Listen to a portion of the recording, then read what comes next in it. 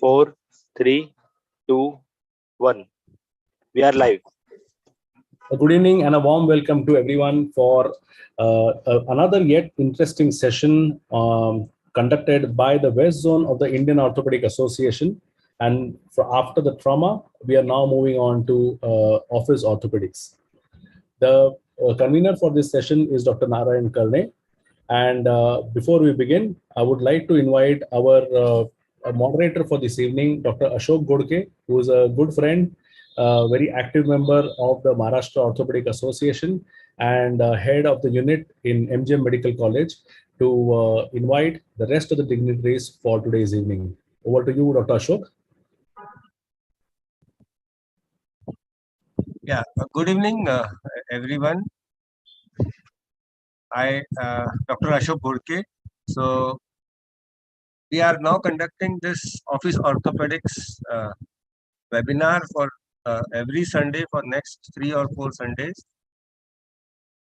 First of all, I invite Professor Dr. Ajit Shinde, who is President West Zone of IOA, and he is conducting this seminars. We have just concluded our trauma part. For last four weeks, we had done that, and now we are moving on to office orthopedics. I also invite Dr. Ashish Fadnis and Dr. Abhijit Kale.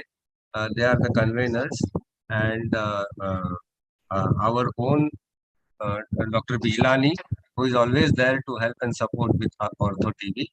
And again, I invite Dr. Ajit Shinde. Thank you. Thank you, Ashok.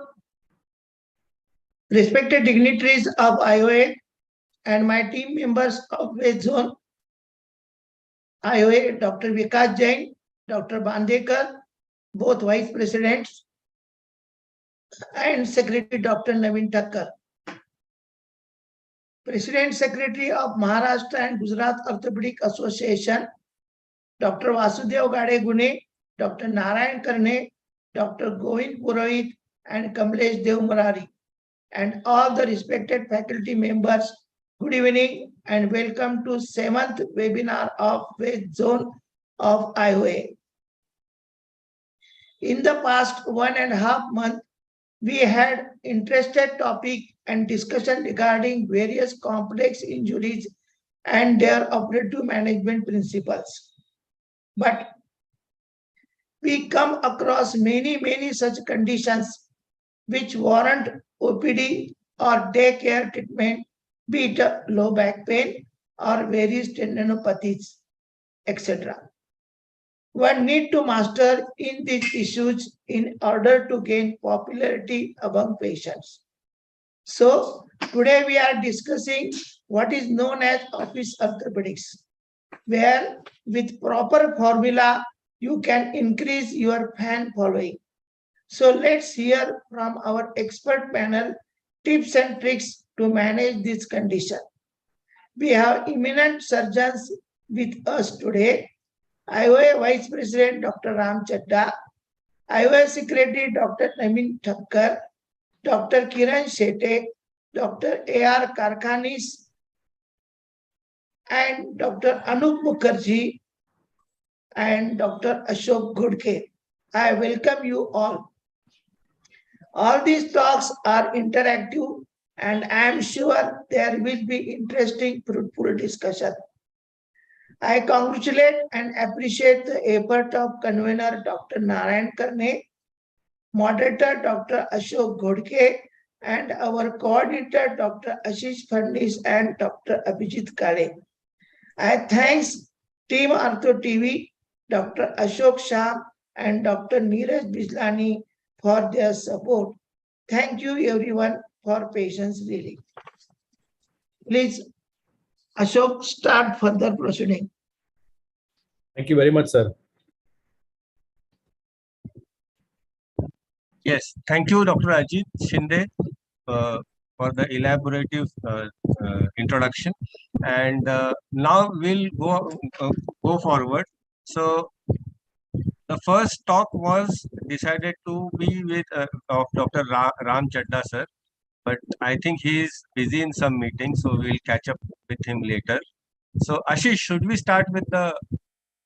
Yes, Ashok. I think we can start with your talk on the CRPS, and Dr. Kiran Shete will follow after that, and we'll take Dr. Aroop Mukherjee's talk in between.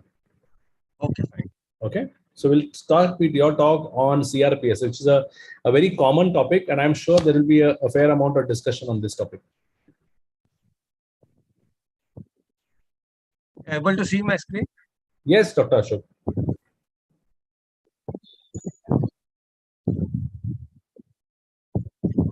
Good evening again. I welcome you all again on this special forum of Office Orthopedics. So this is a very upcoming thing, and whatever we can do in the OPD, sort of not taking the patient into the operation theater, those procedures we consider to be sort of office orthopedic procedures. So this talk for today is on chronic regional pain syndrome, or RSD, or reflex sympathetic dystrophy, very commonly seen in our OPD. Even in the lower limbs, we come across this condition very commonly, and it is very problematic for the treating surgeon as well as the patient and relatives to manage this condition. So me being more interested into hand surgeries, nowadays I come across this particular condition very commonly, and then the patient is very unsatisfied. Surgeon is really thinking, "Okay, what next? What should be done?" And so let us see about this. We'll go. Uh,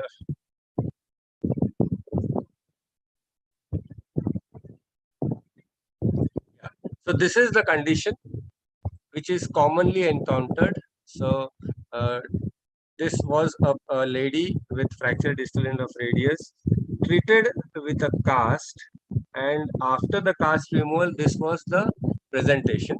So typical swollen wrist, hand, fingers, where movements were very painful of wrist, hand, and fingers, shiny skin, and pain all along the hand, along with sometimes they present with a shoulder pain also. And if we take an X-ray, there is generalized osteoporosis. So this is sort of a CRPS, chronic regional pain syndrome. So here we ask 5 questions about CRPS. So what are they? Am I responsible for this? Is it related to hand or brain? I mean, where the fault exactly is? I mean, why these patients present with so much of problem? Does patient need medication, surgery, physiotherapy, psychology? What exactly is the need of? I mean, how will we treat these patients? Is it curable?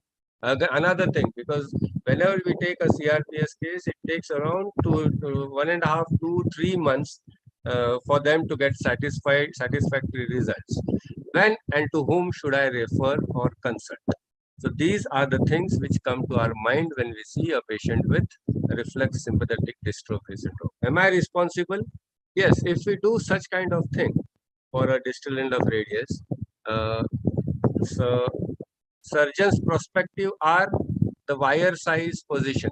So in what we did is, I have given a dissertation to my student where we are finding the causes. I mean, whomsoever is coming across CRPS, we are trying to find out the causes.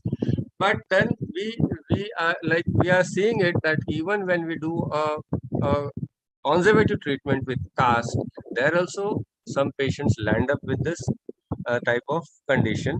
But then another common causes this patients treated with close reduction K wires, what we have come across is, and number 2 is very commonly seen in patients treated with external fixators. So we give undue traction, and that might trigger for this reflex sympathetic dystrophy syndrome. So if you see in this X-ray, there are different sizes of wires used, multiple wires used, and still reduction is not very satisfactory. So wire length, wire size and position, entry point.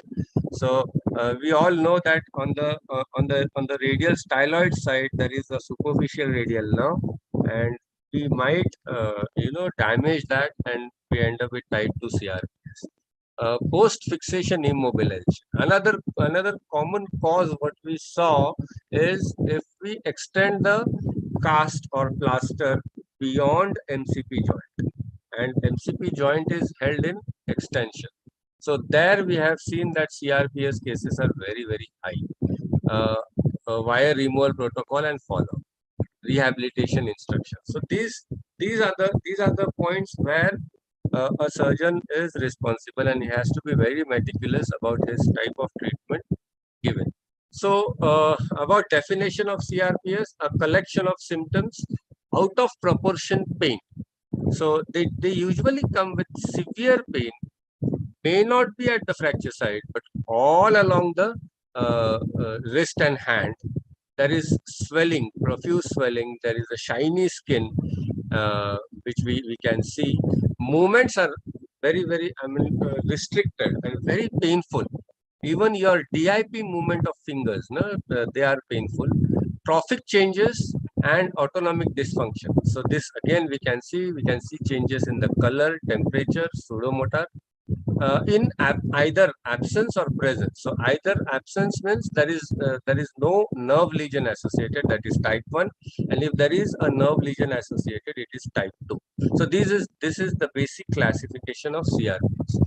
Confusion, what is it? So there is lack of full understanding of etiology and pathogenesis of the condition, has led to plethora of names. There are so many names given for open systemic contracture. So if you go through the literature, there are almost more than 67 English language terms. So this, I'll not go through all this. So these are the various terms given for CRPS. Again, so much. So reflex sympathetic dystrophy, shoulder hand syndrome, Sudex atrophy, and many more. Is it related to hand or brain? Again, let us go into the pathophysiology of CRPS. So there is an injury, then this let's say there is a fracture of distal end of radius. So there is a sympathetic chain. So an original injury initiates a pain impulse carried by sensory nerves to the CNS. So this, then there is a sympathetic chain of nerve. There is an hyper reflex, reflex of this sympathetic chain. The pain impulse triggers at the symptomatic nervous system, and then this pain triggers another response, establishing a cycle of pain and swelling. So this is how is the pathophysiology, and this is you get severe swelling along the upper limb, maybe more on the wrist and fingers. Classification, it is classified into two forms. Type 1 is no nerve injury. Formerly, it was our reflex sympathetic dystrophy, that is RSD, the proper RSD. And type 2 is there has to be some nerve injury, either a superficial one or the main nerve, that is formerly called as causalgia. So these are the main two classifications. So whenever we get a case of CRPS or an impending CRPS, first we should see, is it associated with nerve injury? So mainly what we have seen is this type 1 are very common. Type 2 also we come across, but type 1 are very common. So if it is associated with nerve injury, the treatment protocol is different. In type 1, the treatment protocol is different. So what are these two types? CRPS 1 and CRPS 2. So precipitating event may or may not be there in type 1, that is without nerve injury. Type 2, precipitating event is there is some nerve injury associated. So nerve injury or nerve involvement is not there in CRPS 1, it is there in CRPS 2. Clinical features, there is spontaneous pain, different skin temperature, hyperalgesia, and progressive many times, that is CRPS type 1 without nerve injury. And X-ray, always we see bone changes, we see osteoporosis, which is very generalized on an X-ray in type 1 CRPS. Type 2, there is burning pain, typical associated with nerve injury. There is allodynia, hyperalgesia, never progress. Whatever condition they come in the same way, and bone changes never occurs. So this is the main classification of CRPS. So type 1 CRPS. So here we can see on the left side there is a shiny red hand, swollen, intolerance to cold, diffuse pain, shoulder hand syndrome, sometimes associated with smoking. So here is the video. We can see the movements. Movements on the right side is normal, and on the left side we can see there is a painful and restricted movement of whole of the hand, and you can see the swelling associated. See, the MCP joint is mainly affected. We cannot see a full flexion of that. So very high prediction of RSD to happen in improper plasters. So let's take a case. This is a distal end of radius fracture, and this is the plaster applied. So below elbow plaster, but see the thumb is included. The MCP joints are also included. MCP joints are held in extension, which is one of the causes of CRPS. So whenever we put a cast for upper limb, we should see that the distal crease is easily visible, so that the MCP joint movements can be easily seen. So distal part of cast crossing MCP crease, this is not accepted. The thumb not free to move at all. So as it is said that we should see the distal palmar crease, same way the crease along the thumb line also should be seen in a cast. So these two are not accepted. Full extension of digits are not possible, and extension of MCP joint is not possible. So these are the causes. So again, there is there is no well padding. What is they are showing, and it touches the elbow crease. So this is, so what we see on X-ray, there is diffuse osteoporosis. So this is diffuse osteoporosis. So fracture line is somewhere here. Now that looks somewhat okay, but there is diffuse osteopenia, soft tissue swelling is seen, cold or fresh fractures are seen. So this was the fracture. So distal radius and CRPS causes tight casts, compression of the median nerve, over distraction. Now this is seen with external fixators.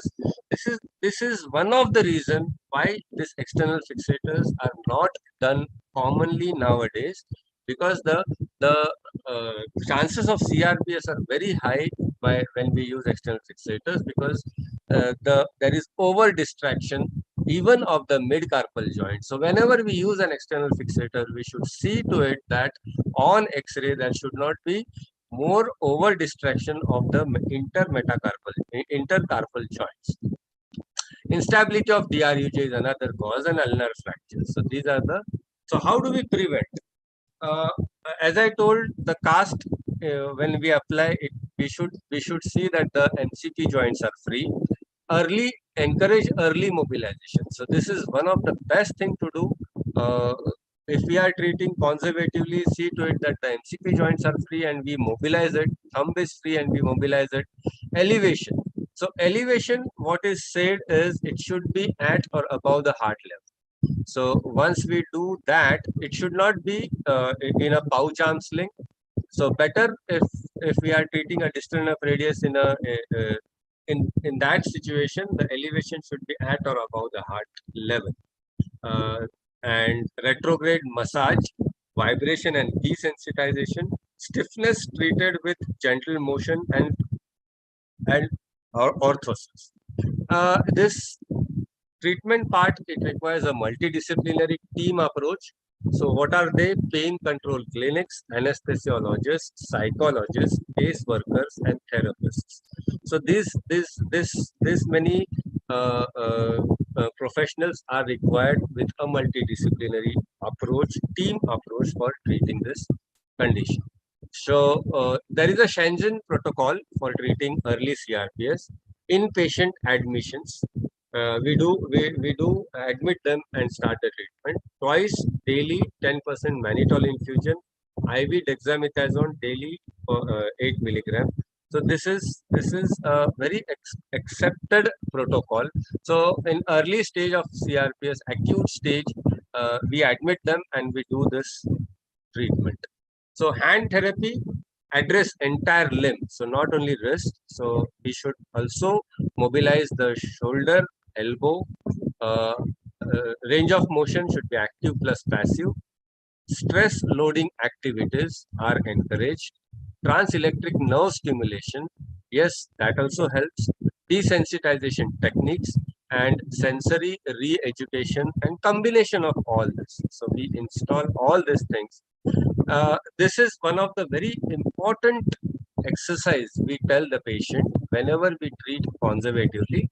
So for the shoulder, what has been said is they should elevate the arm and press that particular shoulder to the same side of ear and count 1 to 10.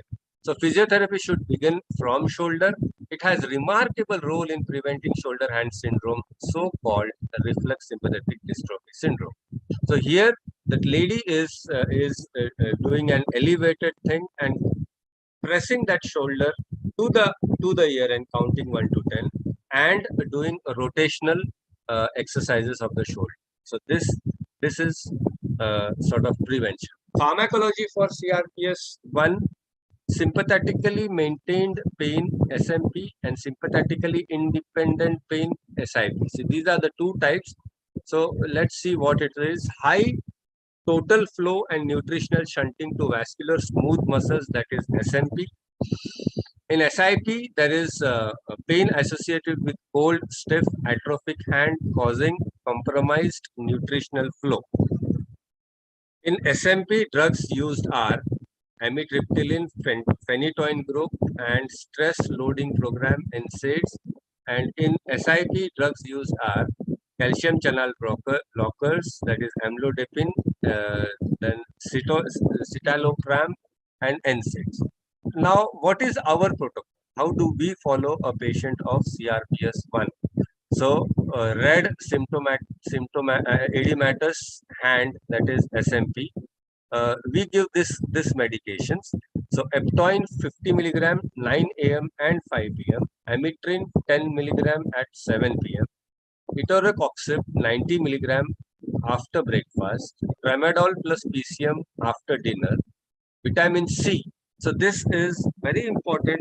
So even if a patient has a CRPS or not, whatever upper limb I treat, I always give vitamin C, TDS or QDS. And trypsin plus bromelain, it is to be given 2 times a day. Now, if the patient presents with SIP with cold or stiff hand, here the treatment, the pharmacological treatment is amlodipine 5 milligram, vitamin C TDS, paracetamol BID, supervised physio, and may need MC metacarpophalangeal joint close capsulotomy or IP joint immobilization under wrist or digital block. That is the surgical part, which I will explain later. So follow up at 3 months. So this same patient which I showed, she had a CRPS on the left side, and this is the after getting treatment with the multidisciplinary approach. And now we can see follow up at 3 months. That lady who had a CRPS on the left side, she is showing perfect movements, everything restored. She is totally treated with her CRPS.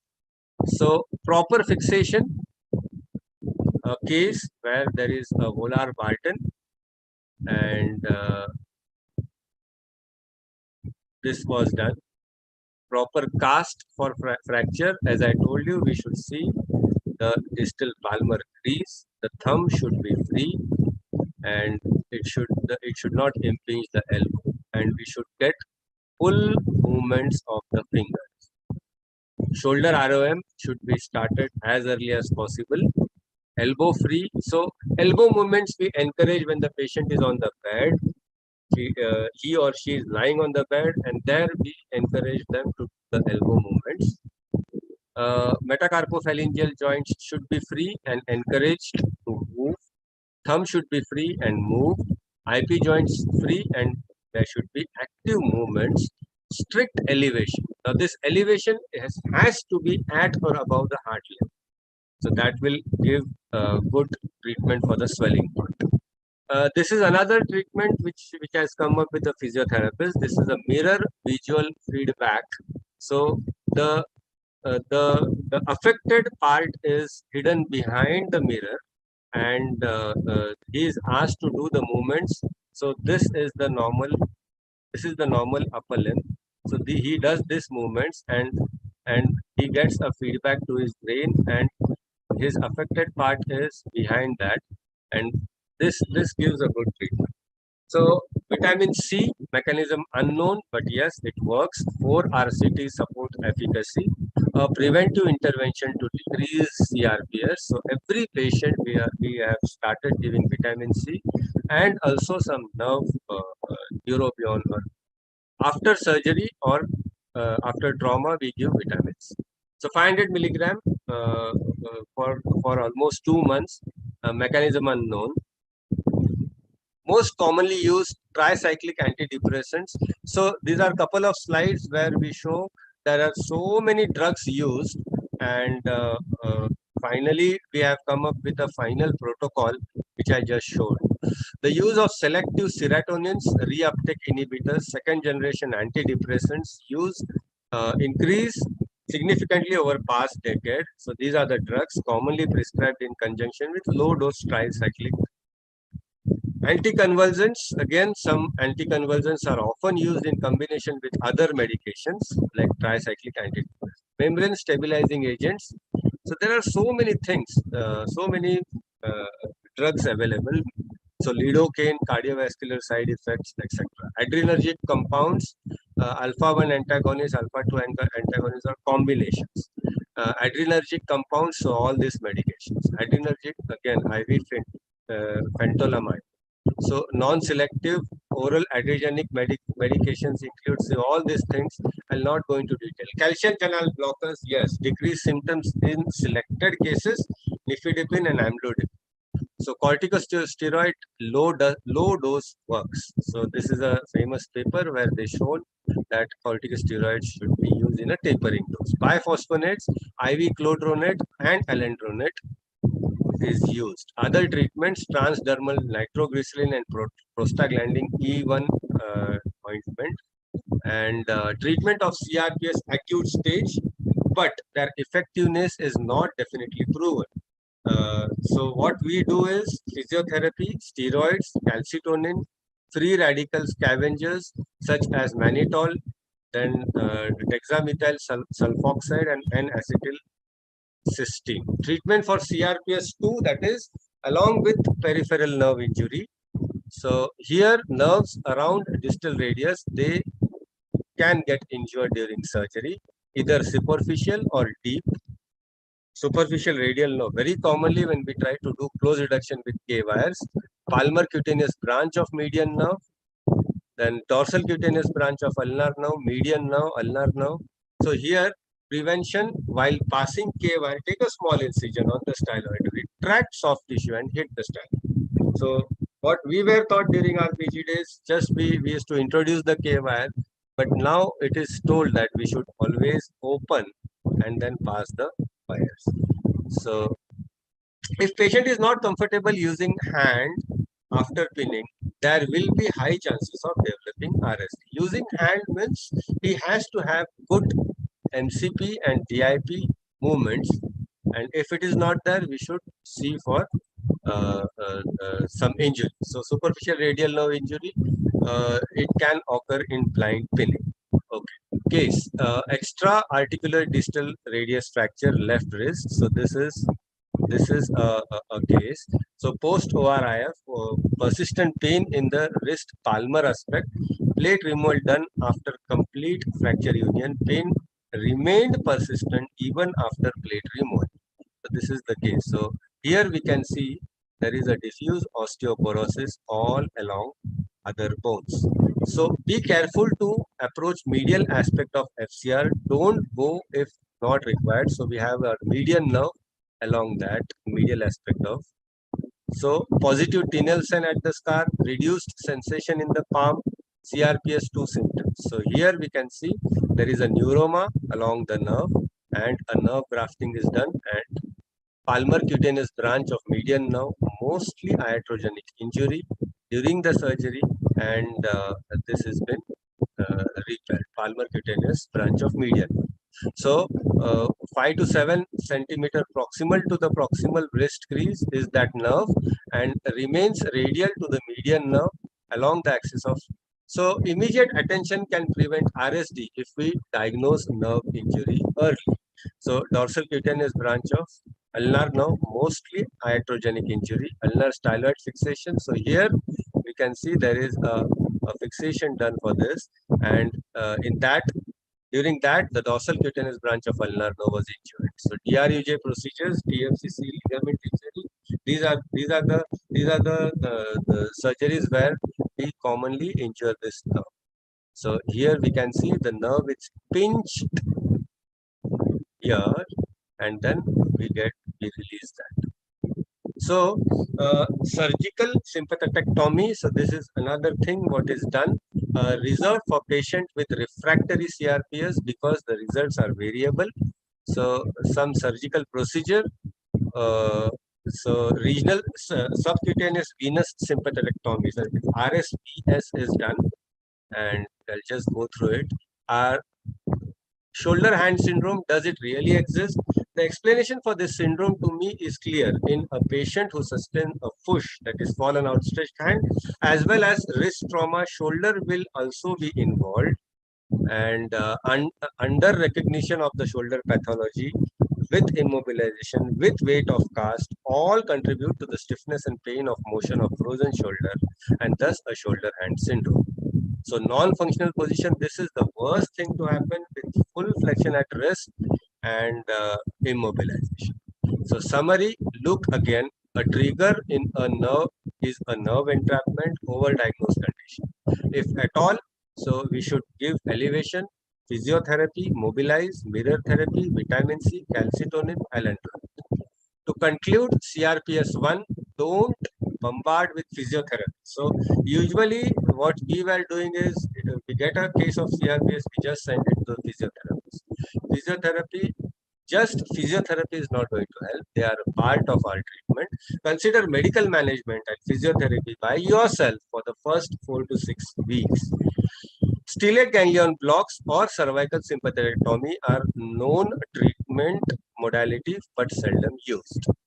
CRPS2, identify nerve involved, mostly conservative treatment to be tried along with therapy. If nerve injury symptoms are causing CRPS, then nerve surgery must be considered. Thank you.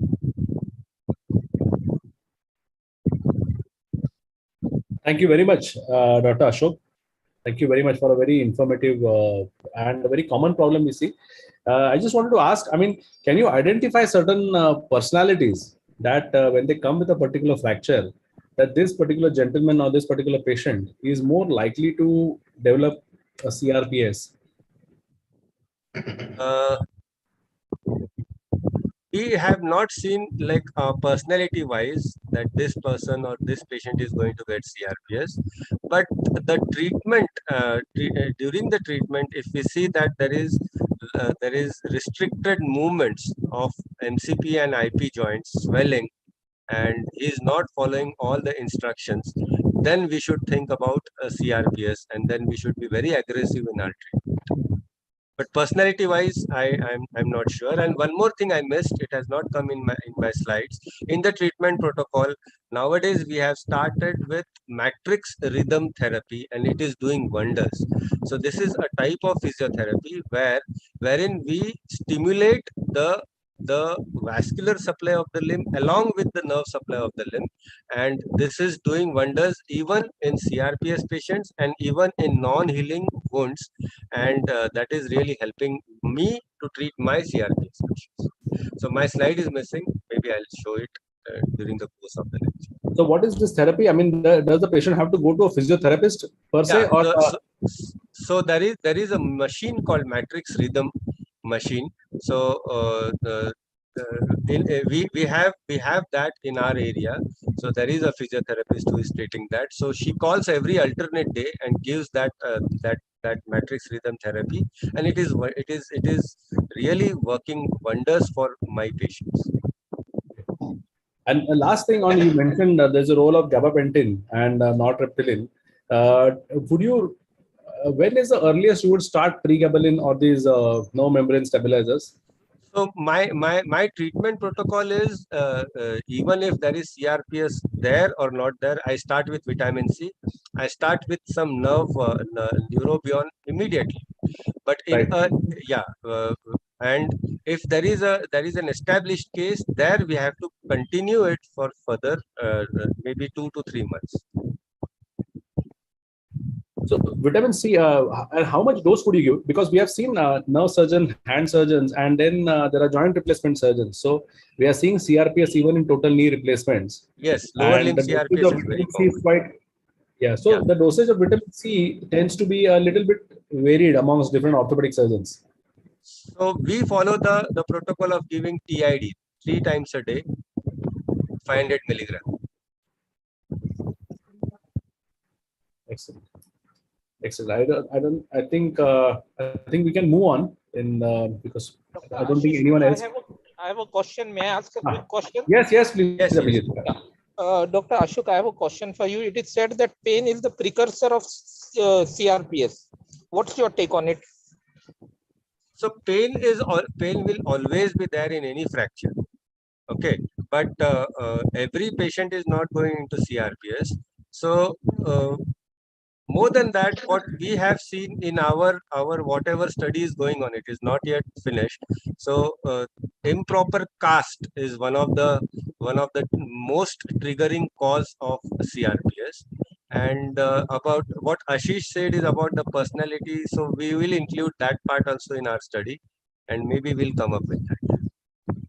Thank you. Thank you for your elaborative answer. May I take this opportunity to welcome the Vice President of Indian Orthopedic Association, Dr. Ram Chaddha, sir, who has just joined in recently. Sir, a quick word from you. Thank you very much. At the outset, President of the West Zone Orthopedic Association, Dr. Ajit Shinde, the organizing team, the other office bearers whom I don't see here right now, Dr. Vikas Jain and Dr. Bandekar, and the entire group of the Maharashtra Orthopedic Association, and the other members who have here, the two speakers. I just heard Dr. Ashok Ghodke speak, my senior teacher, Dr. Karkhanis, and of course, Dr. Shete is yet to speak, I believe, and Ashish and Abhijit. Thank you very much for inviting me. I apologize, I got a bit delayed. I was in another meeting. So I'm looking forward to a very, very informative discussion on office orthopedics, which is actually the bread and butter of most orthopedic surgeons, and is probably what we practiced and honed during the COVID times for the past 2 years.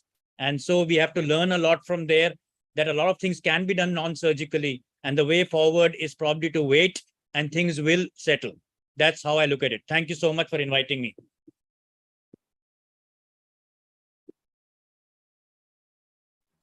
Thank you, sir. Yeah, Dr. Ashok, you want to, should we carry on with the next talk? Yeah, we should. So, yes, sir had his talk on conservative management of back pain. What's new? Thank you. I'm sharing my screen.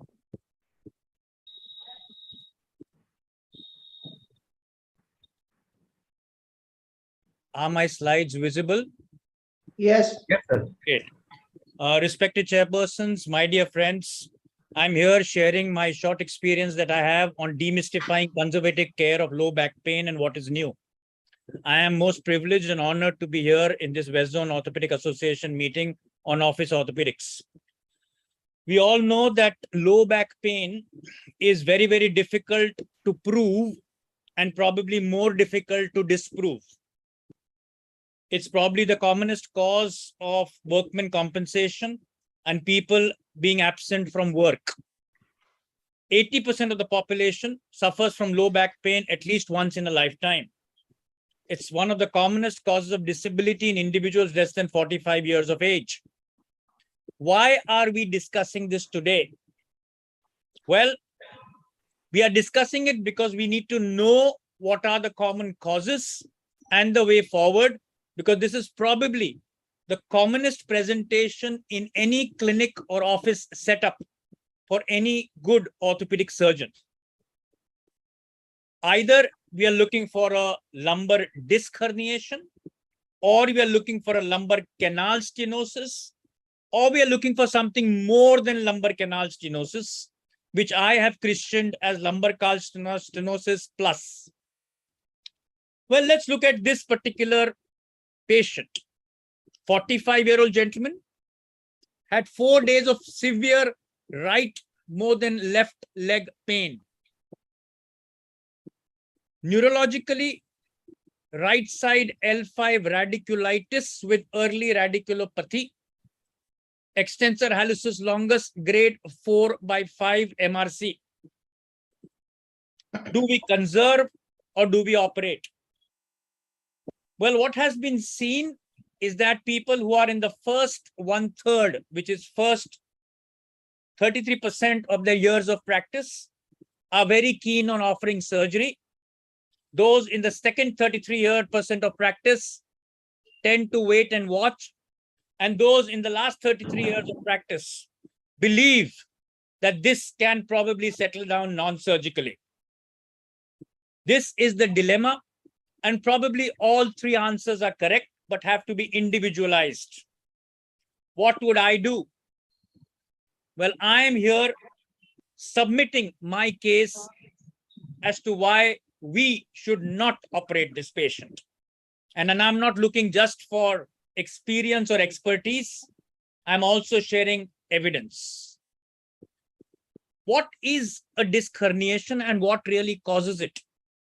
It's a tear in the annulus with a migration of the nucleus pulposus. So the annulus fibrosus has a rent or a break. Look at this small diagram at the bottom to the left. There is a small break or a breach there, which causes the nucleus pulposus to pop out. And what does it do? This nucleus pulposus, with probably a little bit of the annulus, which flaps out, causes pressure or irritation on the nerve root, giving leg pain or radiculopathy, which is radiculitis, leg pain, plus a neurology, sensory or motor. Why did I say that we should not operate? Well, because if you go with evidence, expertise, or experience, almost half, 49%, will have a 75 to 100% resorption, less than 2 years. 50 to 75% resorption in almost 40%. And only about 10% will not really resorb. That's 12% to be more precise.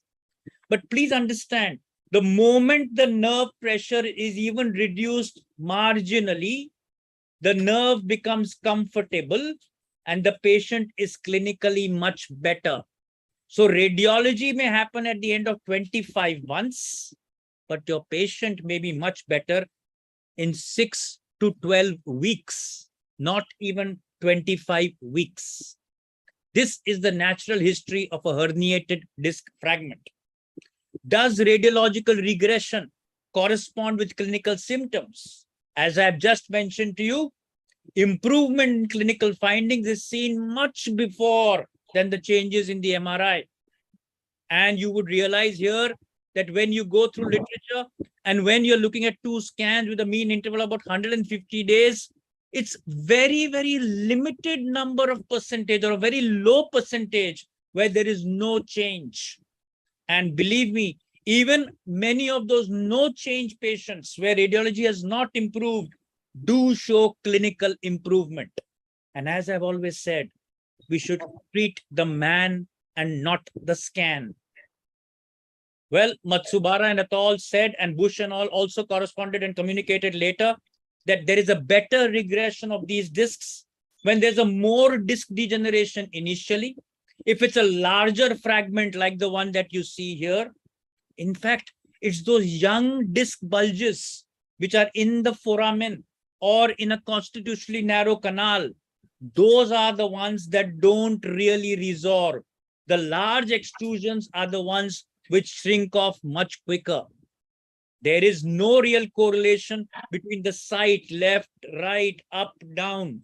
They are all superior, inferior. All of them have a similar tendency to herniate as well as regress. As long as the canal is not too narrow, these non-contained discs tend to resorb much better than those contained discs more towards the lateral or the foraminal side in a constitutionally narrow canal. What is the natural history of the pain? Well, 60% of people feel much better at the end of 1 year, and 90% feel better in 1 year in the surgical group. Well, it's great. Then should we really operate on everybody so that we have a 30% better improvement? Well, if the same patients are looked at 4 years, there's hardly any difference. And at 10 years, positively, there's no difference between the conservative and the surgical care.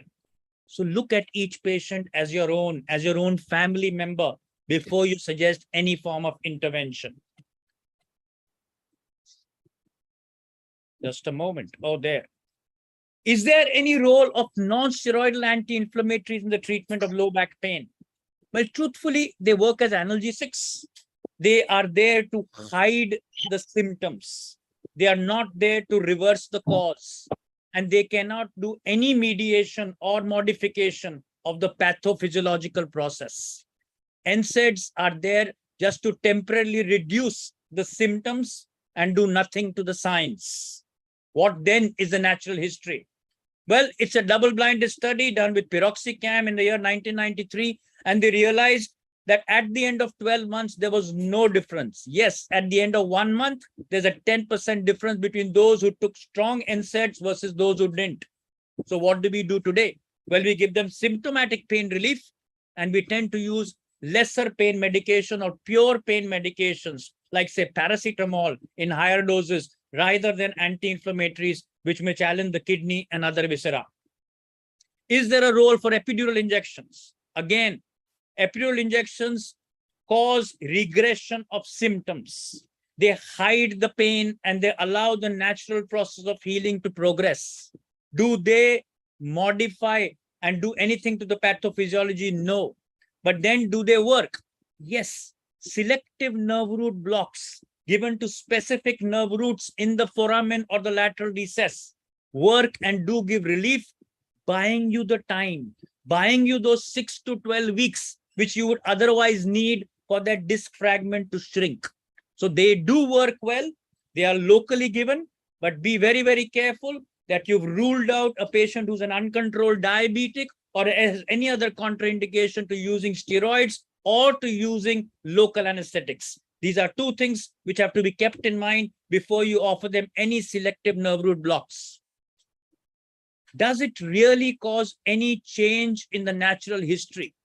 Well, it was back in 1993, and even today we use these, but they found that there is no real difference or significant difference as compared to any of the studies. Selective nerve root blocks, they will hide the symptoms. They will hide the effect. They do nothing to the cause, and they do not modify the need for surgery if you waited long enough.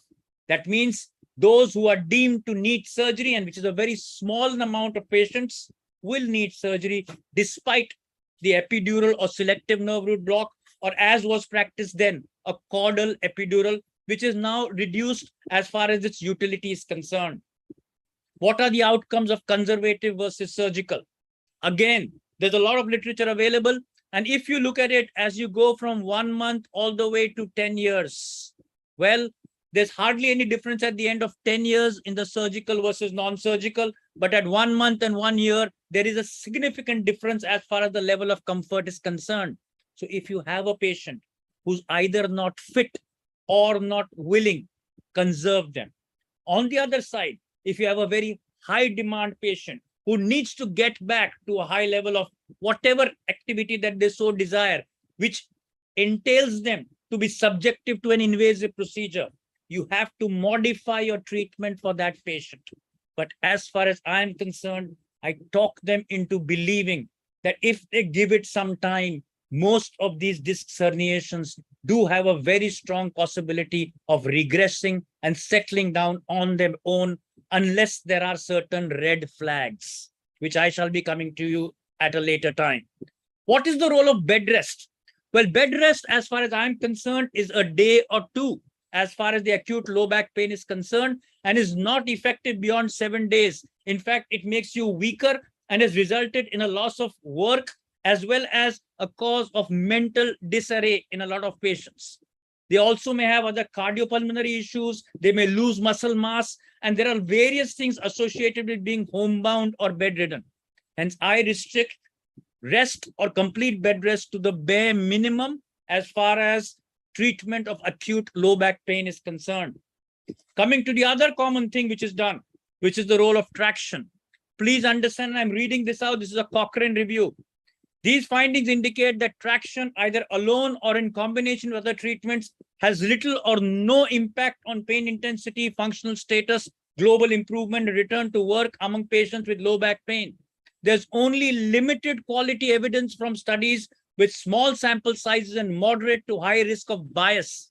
The effects shown by these studies are small and are not clinically relevant, which means traction is basically only to enforce bed rest for a few days. Traction does not disimpact the two vertebral bodies and suck the disc in. This is something that we need to understand and believe that this does not really happen, and not at all in the lumbosacral or the lumbar spine. Well, to begin with the good news first. If you have a patient who has an SLR positive on one side, but does not have a cross SLR. What do I mean by a cross SLR? An SLR, or a straight leg raising, or a Lascigue's maneuver, is a tension sign, a sign where you raise one limb up and you get radicular symptoms going down the buttock, the thigh, or the calf. This is a positive straight leg raising or a tension sign, which gets aggravated when you do the Backache maneuver or dorsiflexion of the ankle. These patients, if they have a cross SLR positive, that means left-sided symptoms get aggravated by a right-sided straight leg raising, those are the difficult patients. But if you have absence of cross SLR, they deserve to be waited and watched on. Spinal motion in extension does not reproduce leg pain. All patients with a disc herniation get aggravation of pain when they flex, but few of them will get pain on extension as well. These are the ones whom you have to look at as outliers. Now the good news, a large extrusion or a sequestration has a better outcome. Another piece of good news, if you have at least 50% or more than 50% improvement in leg pain in the first 6 weeks, these patients will tend to improve. Those who have good fitness level, these are the guys who will improve. Those who progressively improve as far as the neurology in the first 12 weeks can actually improve to much better. And of course, those who are motivated, have no psychological issues, are self-employed and need to or want to get back to work are the ones who will improve. Who are the ones who will not improve? These are the guys whom we have to be most worried about. Those who have a positive crossed SLR. Left-sided symptoms get aggravated when I do a right-sided straight leg raising. Bad history, bad situation. Leg pain produced on extension. Contained subligamentous disc, which is going towards the foramen and is in a narrow canal. There's less than 50% recovery, not recovering more than 50% despite 6 weeks of everything. Progressive deficit. Now comes the red flags. Neurology is worsening. When you saw him the first time, his extensor hallucis was as good as the opposite side, but he had mild sensory hypoesthesia between the great toe and the second toe. Comes back to you in 10 days. Dr. Saab, the pain is not improving. This time the toe has become grade 2 and sensory deficit has further become denser. Last time it was 5%, now it is 30%. These are the guys you have to be very, very careful. Cauda equina syndrome. Dr. Saab, I am now losing control over my urination. It may not be incontinence. It may even be urgency. I cannot hold it if somebody else is in the restroom. Keep your eyes and ears open. Another thing which we have noticed, people who have domestic issues, psychological issues, who don't want to go back to work, or who are not motivated or are distressed, and we've seen a lot of them in the past 2 years because of the pandemic. These are people who are difficult to handle and very difficult to treat. Besides this, what else do we have? Well, we have patients who are not very happy with what they're doing and want to go ahead and improve on their quality of life. In these patients, what do we need to do? Please understand, you have to counsel, and counsel them. And as I've always said, treat the man and not the scan. I use the principle of miracle. Minimal invasiveness, risks and cost having a lasting effect. In low back intervention, less is more. What do we then do? Well, as I've always said, a lot of patients do carry a monkey on their back. They have psychological issues. We have to offload that monkey from the back. We have to give them behavior therapy. A few of them respond to spinal manipulation. Physical therapy modalities can be tried. We can also look at motor controlled exercises for chronic non-specific low back pain. We have a lot of people who are specialized in this. There's something like the McKenzie treatment, etc. All of these do well in specifically indicated patients. We have a plethora of non-surgical care in our country, and a lot of symptomatic discs do respond to this, provided patients are willing and have the time, and probably in a lot of situations have the finances to support that. What is new? Well, when we were in our study days, and I request, and I'm sure that Dr. Karkhanis and Dr. Ajit Shinde must have also had this, we had these chymopapin injections which came and which were tried for a long period of time, and then they went into disrepute. Well, it's coming back. It's because the ill effects of those injections have now been circumvented and chemonucleolysis has now come in. What are they using now? Well, ethanol gel injection. There's a drug called Artemin. This is similar to a lot of the infliximab and the other TNF-alpha antagonists which were used. And this is a new drug which can cause nerve regeneration in animals when administered by systemic infusion. There were times when we used this TNF-alpha antagonist with limited results. Probably the research is going again in that direction. Tenezumab.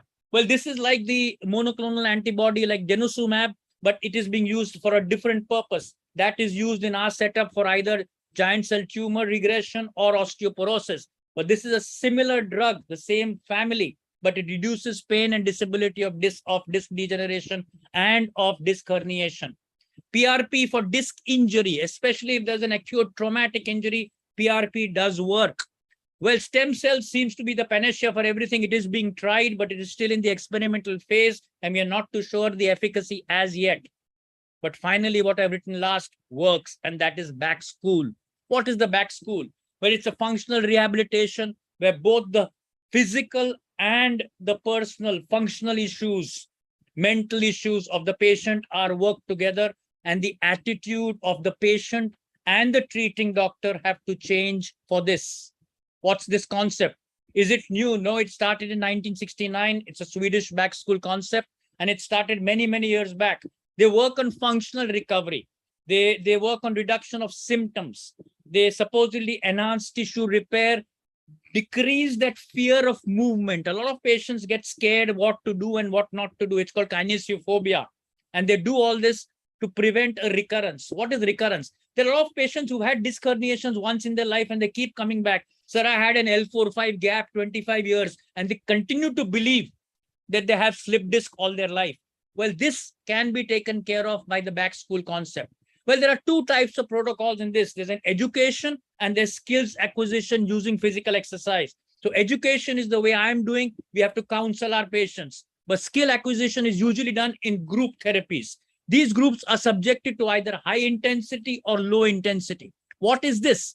Patients who've never had back pain, but are having some sort of leg pain for the first time. These are the ones who are in the primary phase and are given what are called as some sort of primary intensive sense of exercises. While those who've had acute or chronic low back pain with recurrence or are post-operative are given secondary preventive maneuvers. Most useful is patients who have had back pain with a clinically relevant anatomy. What do I mean by this? If you have a left-sided L4-5 posterolateral disc protrusion with left-sided radicular pain, it means that there is a clinico-symptomatical match.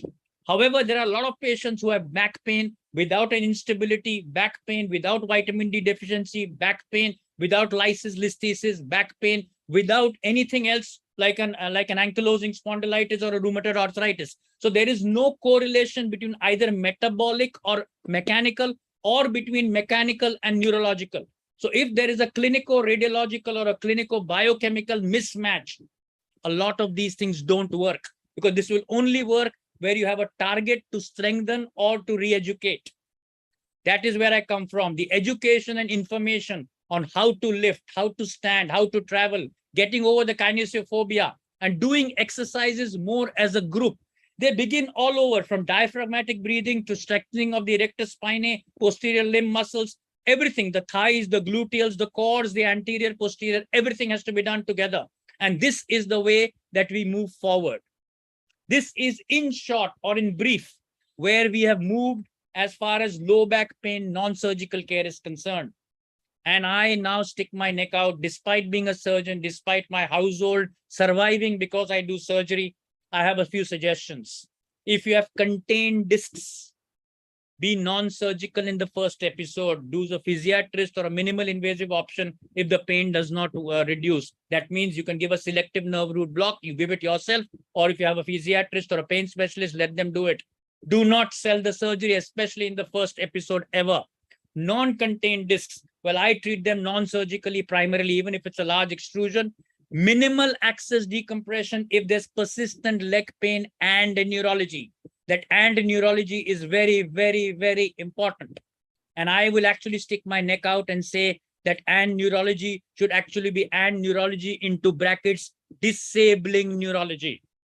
Just a little toe weakness EHL or a little sensory hypoesthesia is truthfully not a direct indication for surgery, but a progressive worsening of the neurology can probably be, or of course, cauda equina is a red flag and you need surgery.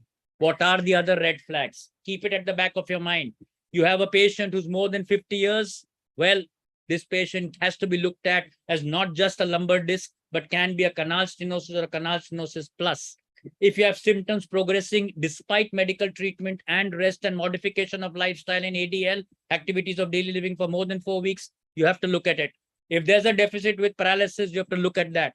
If you have a patient who incidentally has an abdominal aneurysm, look away, look beyond what you normally see and take opinions. History of any malignancy or immunosuppression or IV drug use or multiple use of steroids, severe osteoporosis, trauma or accident, young patient or very old patient, unexplained fever, unexplained loss of weight.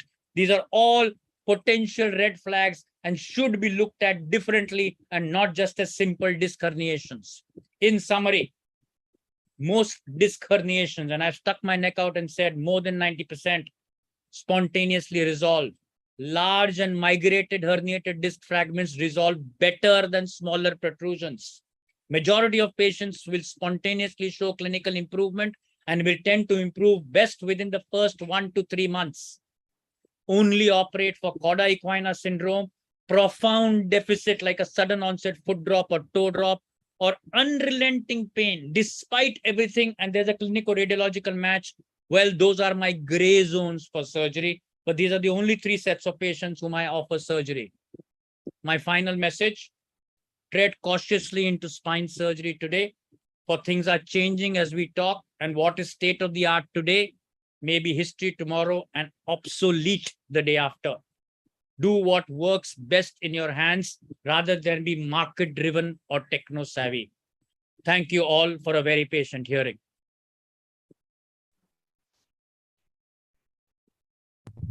Thank you, Dr. Ram, sir. It was very elaborative and very crisp talk. And so now I invite Dr. Navin Thakkar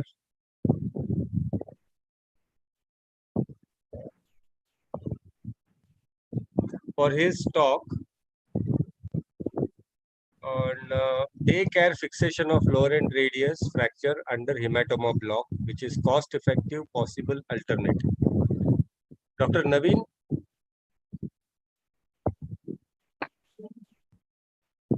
Ashok, Dr. Navin Thakkar has not joined. So I think we will move on to the next talk.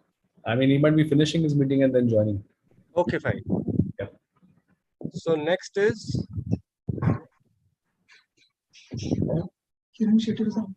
Dr. Kiran. Okay. So I hereby request Dr. Kiran Shete to present on PRP for tendinopathies.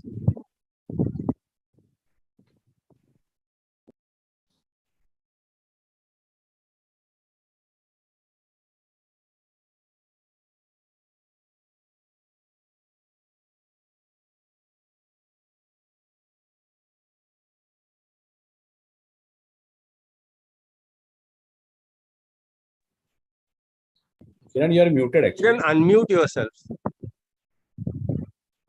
Yes. Yeah. Good evening. So I'm just trying to share my screen here.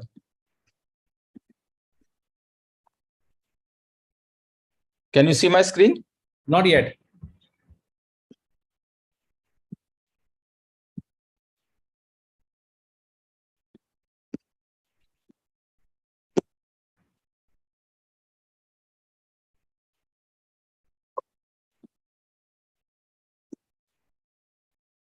Rishi, can you guide Dr. Kiran, please, till then?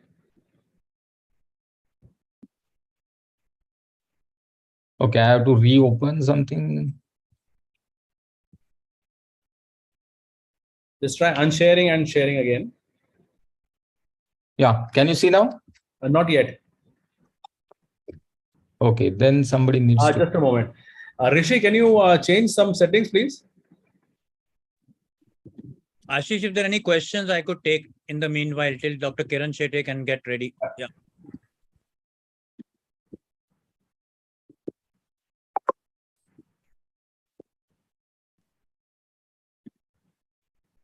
Karkhanis, sir, please unmute yourself, sir. Yeah, thank you, Ram. Okay, I got your points that patient can be conserved and you advise bed rest. But these are the patients who go from one surgeon to another and they land up into some surgeon's hand who says now operate and they get operated. Now what do we do there? You have nothing in your hand there. Sir, I would quote a line which our beloved teacher, Dr. Tanna would say, sir, anything like this ever happens. Sir, he says, good for him. These are the three words that he has used all his life, whenever he's asked the question. So at the end of the day, sir, we can, as treating physicians, only make suggestions. We cannot enforce our suggestion on a patient. So we can only request and say that this is the way we would look at them. Otherwise, we wish them luck and we hope and pray that they are better as soon as possible. That's what I do, sir.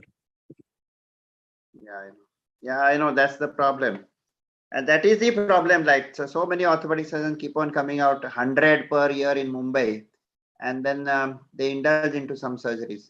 That is what is happening. I think Dr. Kiran is ready with his presentation. Yes, sir.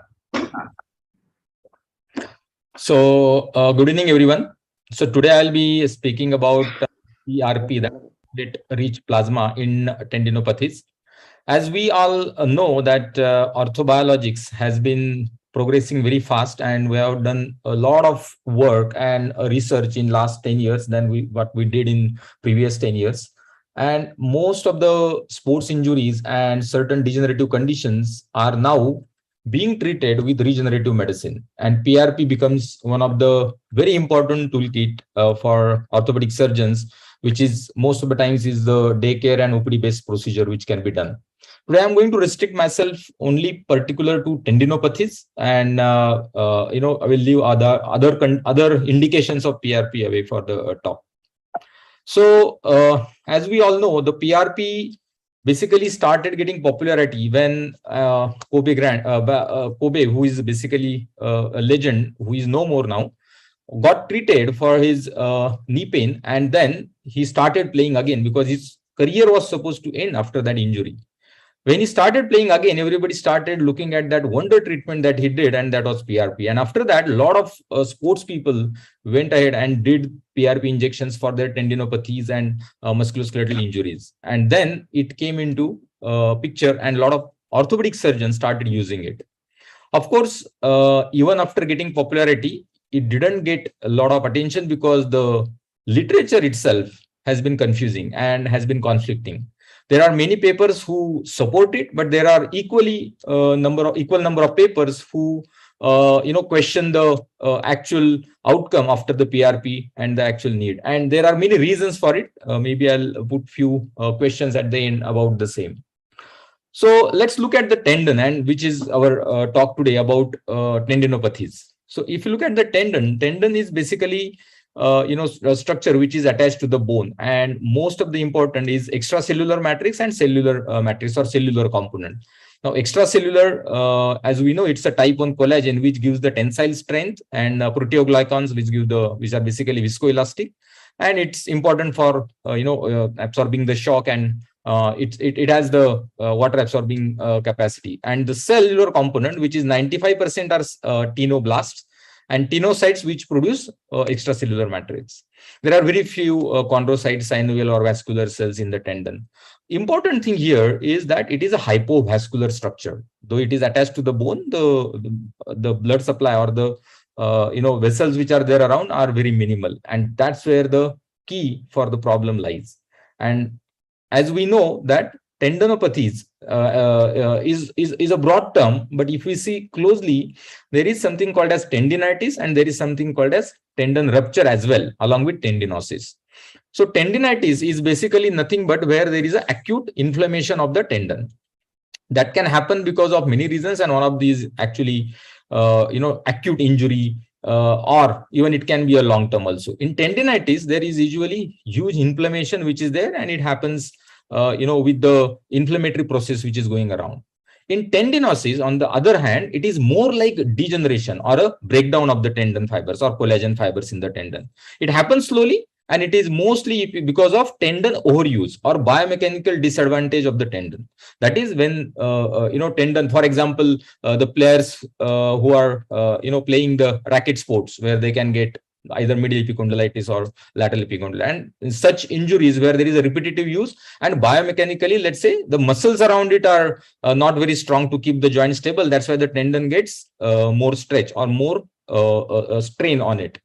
And after tendinitis or tendinosis, it can ultimately result into even tendon rupture. Tendon rupture is a severe complication of tendinitis and tendinosis. Here, the indication for PRP most of the times or is usually considered for mostly tendinosis, because tendinitis we can use some medications and physiotherapy and usually heals. But tendinosis, even if it is treated with medication as well as physiotherapy and physical modalities, lifestyle modification, strengthening, may not heal and will need some kind of an intervention. Now we are going to talk about the tendinopathies which are being treated. Again, complete tendon ruptures we cannot treat really with PRP because they will need surgical intervention anyway. So I am presenting us one short case where 50+ old runner with heel pain since more than 2 years, tried all types of conservative treatments, whatever you name, and he has done it. Of course, no intervention like steroid or anything. Pain in all moments, can't do any sports activities. There is local tenderness and very typical signs of tendinosis like morning stiffness and difficulty in getting out of the bed. Even after small steps, he starts getting, after getting up, he gets a little better, but after walking for certain distance, he starts getting pain. All signs of tendo Achilles tests were positive for him. This was his imaging, and he's basically a husband of a medical doctor. So they went and got first MRI, which shows very clearly there is a thickening of the tendo Achilles, and there is also a partial tear which is seen at the insertion running 10 mm of length, almost from the calcaneal attachments. And there is, reactive edema and other things which can be seen. There is also a retrocalcaneal bursa. Now, this patient was very keen that after doing so many things for 2 years, I'm not getting better, I need to do something. Where we discussed about possibility of doing PRP injection for him. And we went ahead and did a PRP injection. We did 2 injections. One is, after the initial diagnostics, and then within 6 weeks of therapies, physiotherapy, rehabilitation, we did another injections. And This is his report after 6 months of complete treatment, which was completed. His of course at that time the sonography was done because I wanted to see the dynamic study for the tendon, and the tendon showed complete normal structure. Of course, clinically he started running again and doing all the physical activities that he wanted to do, and he is very happy with the getting back to his work. Now this just the one case I showed you just to make sure that PRP is not just going to give pain relief, but it is likely to help in regeneration of the tendon as well, or it helps in regeneration, which is very important, especially those who are active and want to get back to the sports activities or the routine daily activities that they do. So how does PRP help? As we know, in the tendinosis, there is a repetitive injury. Because of hypovascularity, there is no inflammatory response. Now, inflammatory response, though it causes pain at times, or it is, gives red signals to us, it is useful for healing of any injury that happens in the body. And we have seen that in the wound healings that we see. So PRP basically breaks this vicious cycle and augments the natural healing. And that's one of the very important things for any healing. So if you see the normal healing process, and this is for the wound healing, I have put this diagram here, which shows that initially there will be an inflammatory phase, and usually for the wounds it lasts up to for 2 to 3 days, and then there is a granulation tissue and then the wound contraction. And then later on there is a maturation phase where there is a collagen accumulation and remodeling. Of course, for the tendon injuries and the other soft tissues which we talk, the inflammatory phase can last up to 7 days. The proliferative phase can go up to 4 to 6 weeks, and then the maturation phase goes up to 6 months to even 1 year, depending on the rehabilitation process and the protocols that we follow. So in PRP, when the PRP is injected, platelet-rich plasma, it first starts with the inflammation, which is basically creating that inflammatory response in the degenerated or the affected tendon, which causes, attracts more WBCs and removes debris and all the functions of inflammation which happen.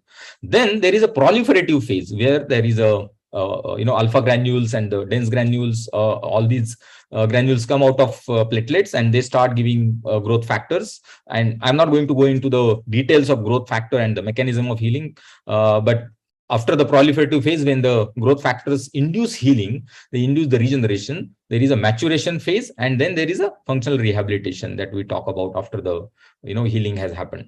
So the growth factors which are numerous, and every year there are new being added, but let's talk about the common ones, which are basically epidermal growth factor and the tissue growth factors, which are very important. And the main, they come from the alpha granules, which induce intercellular and intracellular signal transduction pathways, which lead to angiogenesis, chemotaxis, which helps in again the removal of the debris and the getting more growth factors over there, and cell proliferation, which is very important. And that's where the collagen that is coming again is basically going to be more of a healthy collagen.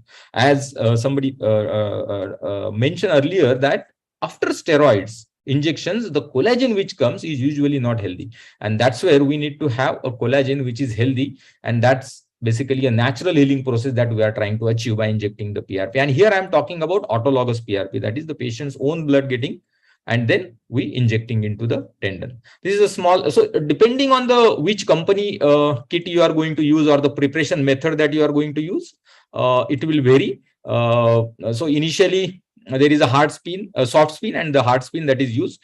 You can see that we are removing the plasma or supernatant which is there after the initial spin. Once that is removed, then what remains is basically a buffy coat, and which is for the tendinopathies, I usually use leukocyte-rich PRP, where we want the inflammatory response to come there, right? And then we go for getting the platelet-rich plasma, which is basically the remaining part of the PRP. And again, as I said, depending on the company you use or the method you use, centrifugation method you use, tubes you use, the preparation process may vary. It's important to know here that the quantity and the concentration of PRP, how much you use, and I'll get back to that again after showing few slides about the process being used for the cases. So this is basically for plantar fasciitis, which is being used. A resistant case of plantar fasciitis where patient had injections of almost 3 steroid injections done previously, suffering for 2-3 years, and then repeated treatments, got frustrated. That's where we started, we gave this PRP injection. Plantar fascia, it is very important that we go exactly at the tender spot, and at the plantar fascia do a pipping or the multiple needle technique where you can induce the inflammation so that the healing happens. And the most of the times, if the patient has already taken steroid, there is likely that there might be a atrophy of the fat pad or partial rupture of the plantar fascia or the attachment. So it's important to get some imaging done before you do, for example, ultrasound or MRI scan, so that you know exactly where you are injecting or is there any other complications which has happened. If it is a fresh case, then of course you can go and inject directly at the tender spot. The next case is shoulder rotator cuff, basically supraspinatus tendinosis. Another case where patient is diabetic and is again its steroid is contraindicated. Here again, you don't have to go exactly into the tendon. You can go to the subacromial space, and then probably for the tendon you have to do the maneuvering of the shoulder so that you can actually inject there. The best way to inject PRP in shoulder will be under ultrasound guide if you have a sonologist available with you, and that really helps because you can exactly go where the degeneration is maximum or the tendon is affected. Even in the partial tear of the rotator cuff or supraspinatus, PRP is very, very useful. And I have seen wonderful results with all the patients of the shoulder and even other tendinopathies that has been done. Now, looking at research, as the PRP started getting more traction, the people started using it with arthroscopic surgeries. So there has been a paper which actually states that if PRP, autologous PRP used after the arthroscopic repair, it gives better results as compared to just arthroscopic repair which is being done. This is a paper in 2017 which talks about PRP is more efficacious than control injections in patients with symptomatic tendinopathy. And this is a randomized control meta-analysis, systematic review, which here we are talking about. This is another paper which talks about abundant high quality evidence supports the use of leukocyte-rich PRP injections for lateral epicondylitis and leukocyte poor for osteoarthritis of the knee, though we are talking about epicondylitis, tendinopathies right now. And there is a moderate evidence which supports it for the patellar tendinitis and plantar fasciitis. So there is enough research which is coming now which supports the use of PRP. But there is, of course, there has been many papers which didn't talk about, the very good results about it. And there is, the literature is confusing about it. The reason for that, as I said in my previous slides, that there is basically a lot of mix and match confusion about the way the PRP is being prepared, the quantity of PRP, how much time concentration is being used, should we use activated or non-activated PRP, should we be giving local anesthesia or no, and post-op protocol, how many injections and all. So there is, though we are going towards it, like standardizing the protocols and the treatments, as well as doing more research into it, because of the different methods being used during the research papers, there is no proper analysis of it. So sometimes, when the people started using it, they started using their own methods, and then the confusing results started coming. But those who have used it consistently with, proper guidelines and following certain protocols, the results have been very good. So there are, of course, more standardization is required where should you mix it with local anesthesia or activator or no. So I usually, since collagen itself is activator for PRP platelets, we don't have to use it. The frequency of use for different indications, like, if you are using it for tendon or muscle, how many injections should be using? Usually I go for minimum 2 injections, especially for tendinopathies. For chronic lesions, as I said, multiple lesions, and the interval usually should be between 3 to 6 weeks, which is a proper time for the inflammatory phase and then the proliferative phase to get over, so that, you get to the second shot, so that where another proliferative phase starts. Though there is no sufficient data here, everybody follows the protocols which they are trained into. Variability of composition, usually 3 to 5 times of concentration is required for giving optimal results. Anything less than 3 times is not useful. And even doing over is also not a very good idea for tendon. It might actually be a counter effect onto it.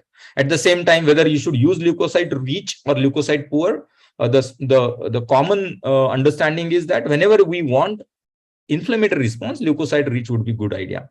And if you are going to use it for degenerative condition like osteoarthritis of the knee, then probably you don't want any WBCs there. So use leukocyte poor plasma there. So depending on the preparation methods and kits that you use, again the preparation method varies, and the way you inject, that also varies. So in summary, as I told you, prefer autologous PRP rather than the getting from somebody else's blood. So there is no risk of rejection or any cross reactions.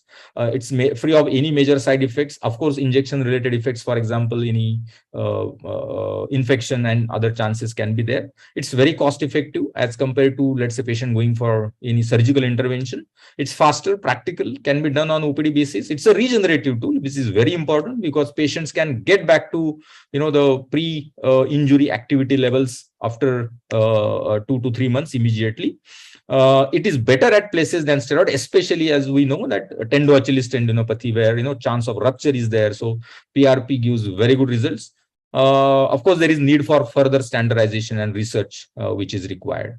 So this is where a small summary of platelet-rich plasma for tendinopathies. The more we do, the more we get convinced about it. So I open my talk for any questions.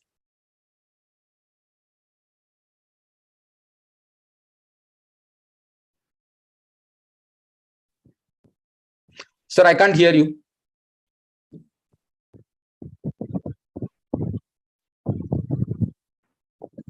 Unmute kar, Ashish. Thank you very much, Dr. Kiran. I'll just check if there are any questions. Dr. Ashok, do you want to ask something? Hello. Yes, sir, I can hear you. Can you hear? I'm Dr. Mukherjee here. Yes, sir. Yes, sir. Welcome, sir. Dr. Mukherjee. Yeah, thank you. This is an interesting observation regarding this PRP, that the platelet contain growth hormones, and growth hormones and the platelet are the initiators of repair work, and the places or the sites where there is ischemic tissues like tendons and cartilage, where there is very poor blood supply. So PRP directly promotes growth, but the thing is that inflammation has to be reduced. Our body has got enough PRP itself. Why does the blood not reach there? It is because the blood because of the hypovasculature or the ischemic area of that site of inflammation. So if we add aspirin or blood thinner, the same PRP reaches to the site of inflammation, provided you add other anti-inflammatory which are autoimmune modulators. So when I add autoimmune modulators with blood thinners, I get the same results. What Dr. Shetty is doing is injecting the site by repeatedly. But when I give blood thinners and immune modulators, the same area recovers fast. So this is an observation, and other members who have been listening to it can try on their own. Yes. Can I respond to this, sir?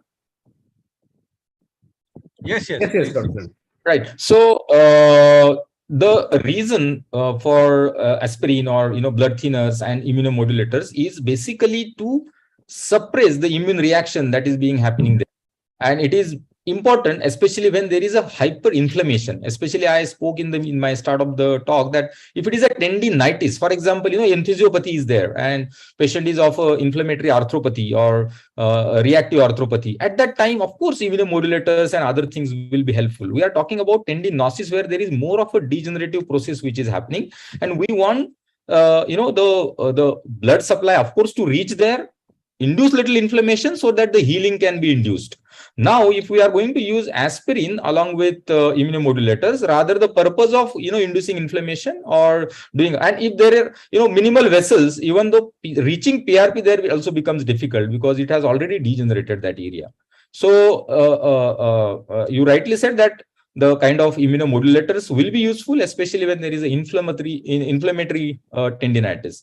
But for tendinosis, which is basically happen repetitive use and the conditions where people play sports or things like that, then that time I think PRP will be better. Thank you. Thank you. Yes. Agreed. Thank you, Dr. Kiran. Thank you. So we move on forward. So this is a CME on office orthopedics, and I invite Dr. Karkhanis to give a talk on office orthopedics made simple. Can you hear me? Yes, Yes, sir. sir. But we need to stop sharing the screen, Dr. Kiran, so that Dr. Karkhanis can share. Yeah. Thank you. Can I share the screen? Yes, sir. Dr. Ashok and even Dr. Navin Thakkar is also here. Welcome, Doctor Yes, yes. Secretary. Just, yes, we have finished the marathon EC of the IOA. So, if you will allow me, then I will, whenever you allow me, I will present. Then Sorry let for- Karkhanis sir finish. Yes. And Obvious, then we will- sir. Yes, sir. Yes, sir.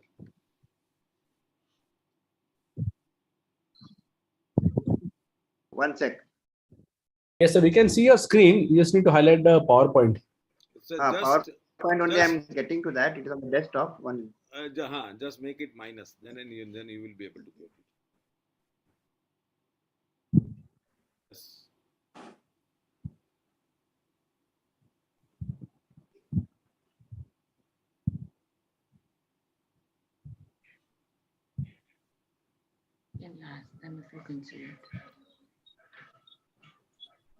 Can you see?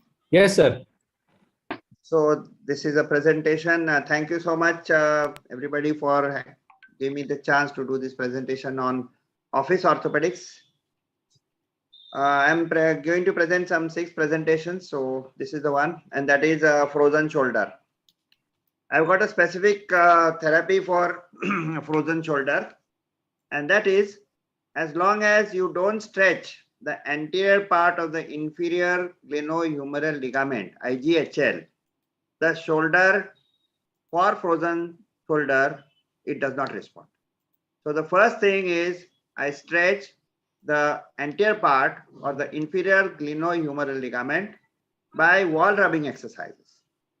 Having done that, and when the patient does that 10 minutes, 4 times a day. Subsequent to that, then I will go for stretching the anterior capsule and the posterior capsule. That also, it has to be fitted into 10 minutes, 4 times a day. I don't tell the patient do 50 times, 100 times, because they'll do 1, 2, 3, 4 that way. That will give them more pain. It has to be slow and it has to be sustained. So this is how he will stretch. Now what is he doing? He is stretching the inferior glenohumeral ligament, which is holding the frozen shoulder tight. This he will do 10 minutes, 4 times a day. That's all. Subsequent to that, in these 10 minutes, he will stretch. He will stretch the anterior capsule, posterior capsule, posterior capsule, anterior capsule, posterior capsule, anterior capsule. But he is doing too fast. This is not correct. You have to do it a bit slowly. And this is how it is done.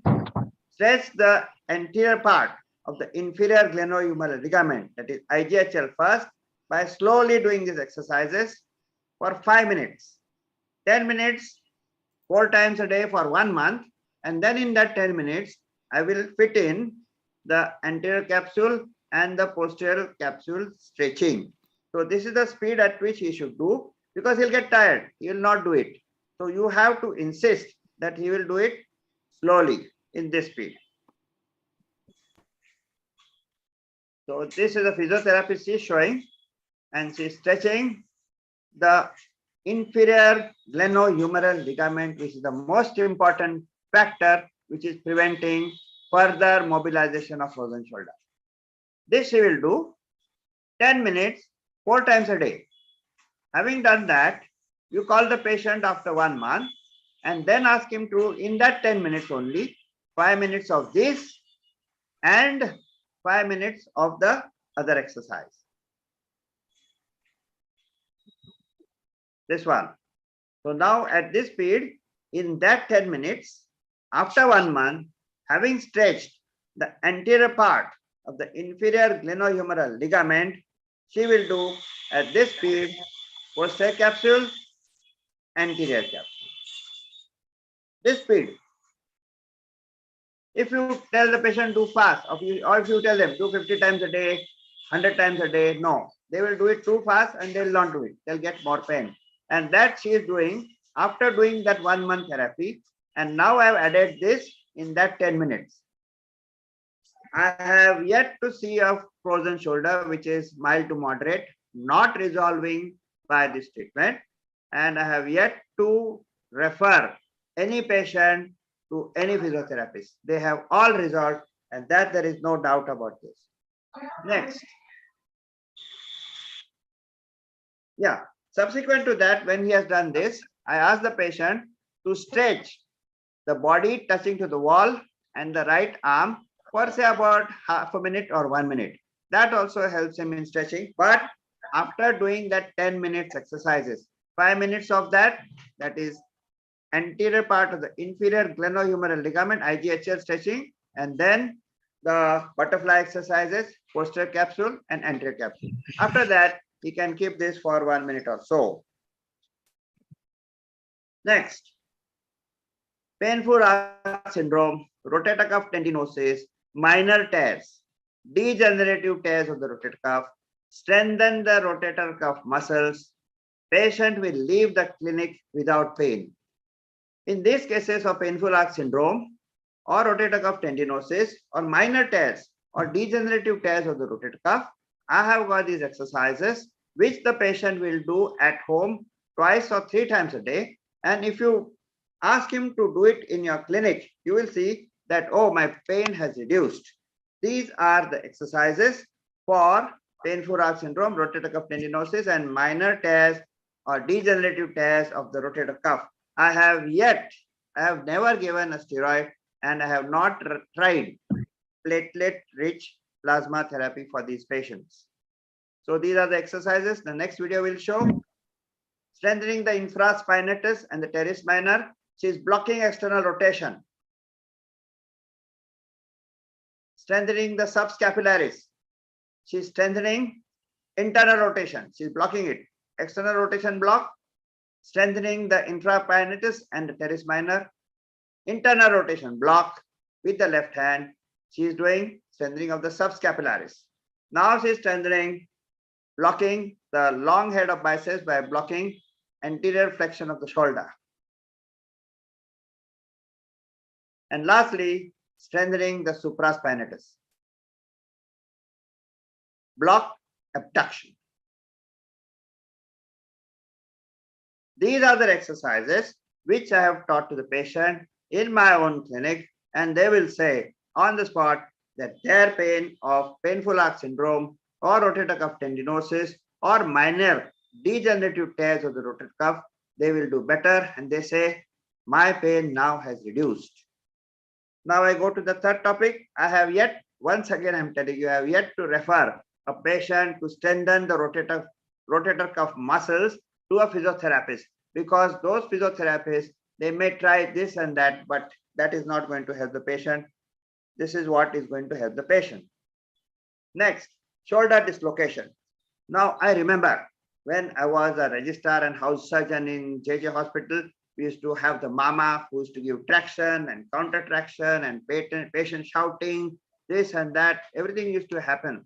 And that went on and on for almost in my career from 1980 to 1992. And that is when I read the article by Dr. A.J. Thakkar in JBJS, how to use the Cockers method of shoulder reduction painless in the clinic. I have done that again and again for so many patients and shown these presentations to so many registrars, and when I go to KM here and there, and this has worked. And that is, the patient will reduce the shoulder dislocation. Most important point in shoulder dislocation Cockers method is that the elbow must be tucked to the chest wall at all times. That is very important because it is a fulcrum. It is a fulcrum, and your power or the patient's power will reduce the dislocation, and the load is the head of the dislocation. So it is the lever of the first order. That is, fulcrum is in the center, and that fulcrum is elbow tucked to the side of the chest wall at all times. Now we'll see the video. This is a patient, shoulder dislocation. The first step, the elbow must be tucked to the side of the chest wall to get the fulcrum. If you keep on doing anything else, it will not reduce. So now I'm tucking the elbow to the side of the chest wall. Very slowly, not giving any pain, no IV, no sedation. Subsequent to that, the patient, you ask the patient if you support it, the patient will do external rotations of forearm till it is parallel to the floor. The patient is doing not much pain. Look at his face. I have not given any tramadol, paracetamol, diclofenac, propofol, nothing. It's in the OPD. But patient must be lying down. You do not want him to get pain and sudden drop of blood pressure. So this is how it is parallel to the floor. It will most probably reduce. If not, the next step is to flex the elbow, flex the shoulder anteriorly, and rotate internally. This is the Cockers method, absolutely foolproof. I have yet not reduced dislocation with this method, and I have yet to give any admission or a propofol or any sedation for this patient. It is painless, and the patient himself will reduce this dislocation. I have one more video to show. This patient had a dislocation. He has come to me. The first step, you have taken an X-ray. The first step, elbow tucked to the side of the wall. The next step, external rotation till the forearm is parallel to the ground. So this is the video. Same thing. Look at his face. But I think you should take an IV. Somebody told me it's better to take an IV. So surely you can take an IV. You can give paracetamol, tramadol, diclofenac. I have never given, but one may if they want in the right side. So elbow tucked. Today only I met Pradeep Kothadia and said I have been using your method and it is really wonderful. But it's not mine, it's Cocker and A.J. Thakkar. So elbow, I'm doing nothing. Patient is doing it. I am supporting it.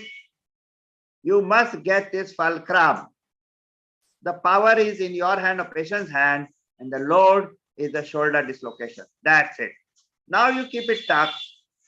Externally rotate. Let the patient rotate. You support. Look at his face. You support. You support. Till the forearm is parallel to the floor. In most of the times, it will reduce. But if not, you have to then flex the shoulder anteriorly and internally rotate. In most of the time, this will reduce.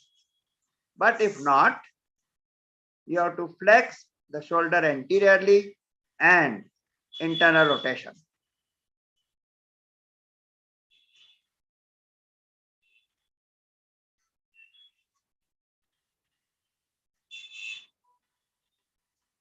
Very slowly, very carefully.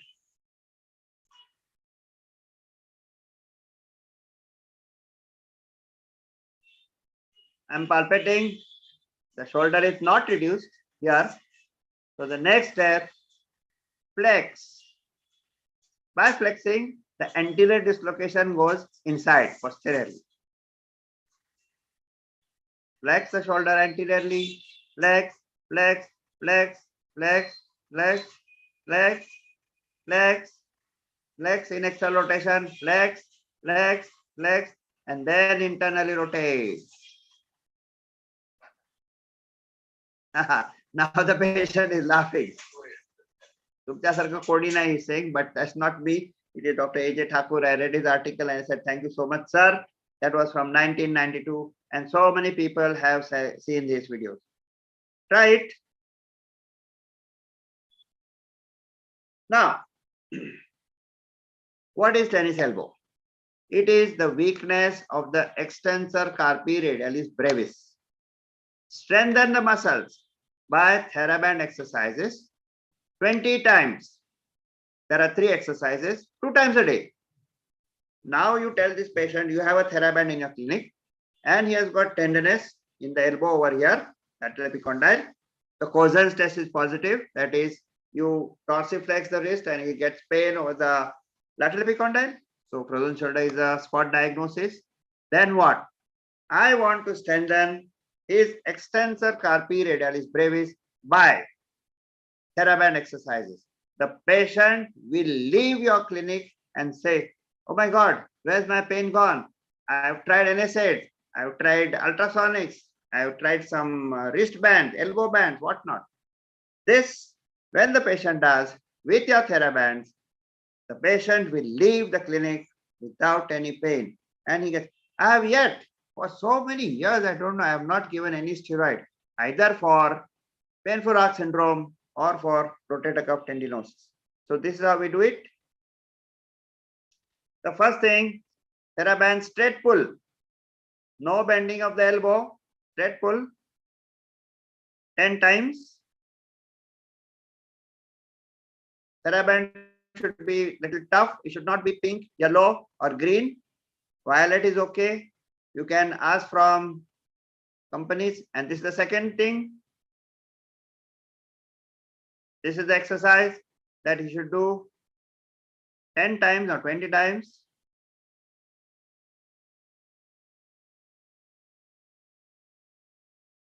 And now the third.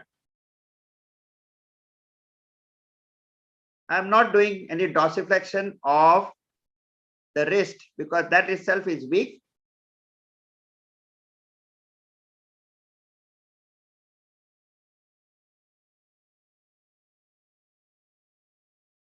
And this is how it does. He has to do each exercise with TheraBand 22 times a day. He will have no pain because the extensor carpi radialis brevis muscle is tendon.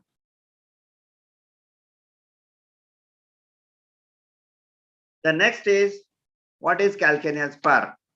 What is tendo-Achilles tendinosis? Tendo-Achilles tendinosis of calcaneal spur is the effect. It is the effect of the tight plantar fascia or the tight TA. So what happens is that the tight plantar fascia is pulling over here and is causing the calcaneal spur. The calcaneal spur is not in the direction of the floor. It is in the direction of the plantar fascia. And in these patients, they have always a cavus. You will never see a patient of flat foot with plantar fasciitis. It's not possible because the entire plantar fascia is loose. So you have to strengthen, you have to loosen this plantar fascia. And what is my method of doing it? I will show you. These patients, I have very rarely given a steroid or a platelet-rich plasma. Try this. The patient will leave your clinic without any pain. Now, what do we do? This is the first thing, that this is a board and this is pauna inch, that is 1/4 inch. These are the two plywoods. You can use 1 inch, but you don't get 1 inch. So you can use 3/4 inch cut 2. That means 1.5 inch. 3/4 inch is available in all plywood shops. Now what to do? The knee should be straight. Point number 1. Point number 2. The heel must touch the wall. And most important, this board has to be at the head of the metatarsal where the plantar fascia is inserted. Now you will see by this what is happening. The plantar fascia over here is getting loosened. Once it does that, the patient, you make him sit with that in your clinic for 10 minutes. The patient will get up and say, oh my God, where's my pain gone? The patient's plantar fascia, which is loose, it is like kati patang. The kati patang can get cut, and Navin Thakkar will know, he's from Gujarat. The kati patang will get cut if the patang manja is tight. But if you give a deal, it will not going to get cut. So this is a deal of plantar fascia. Do it and see it. You will get the result. The next thing what I do is, in a young patient, not in old, you ask him in your society, this is my stool in the clinic, but they don't have a stool. So you can ask the patient to stand this way. So this also. And one more thing, not only the plantar fascia, but even the tendo Achilles will get stretched. And if the patient has got pain in the tendo Achilles over here, they always have tendo Achilles tightness, and this also will get resolved by this method. One more thing is, you ask the patient, but don't ask him to do up and down. You ask him to stand on the society step for 1 minute this way and put the weight of the body down. But be careful with that, that he does not tear the tendo Achilles. So he should not do it up and down. He should just slowly, not in old patients, in young patients, slowly he should stretch it by standing. The same effect. The plantar fascia over here is getting loosened because he is standing on the metatarsal head. The metatarsals are going to stretch the plantar fascia. At the same time, the tendo Achilles, if he's got a tendo Achilles tendinosis, the tendo Achilles also gets stretched, and the patient will leave the clinic without any pain, and that's a promise, right? This will work. Now, this is one sign in the clinic. What is this sign? On the right side, if you see, this patient has got flexion, abduction, and external rotation. He can do it. But on the other side, on the left side, the patient is not able, the patient comes with hip pain. Oh my God, my hip is paining, my hip is paining. And he takes physiotherapy for the left hip.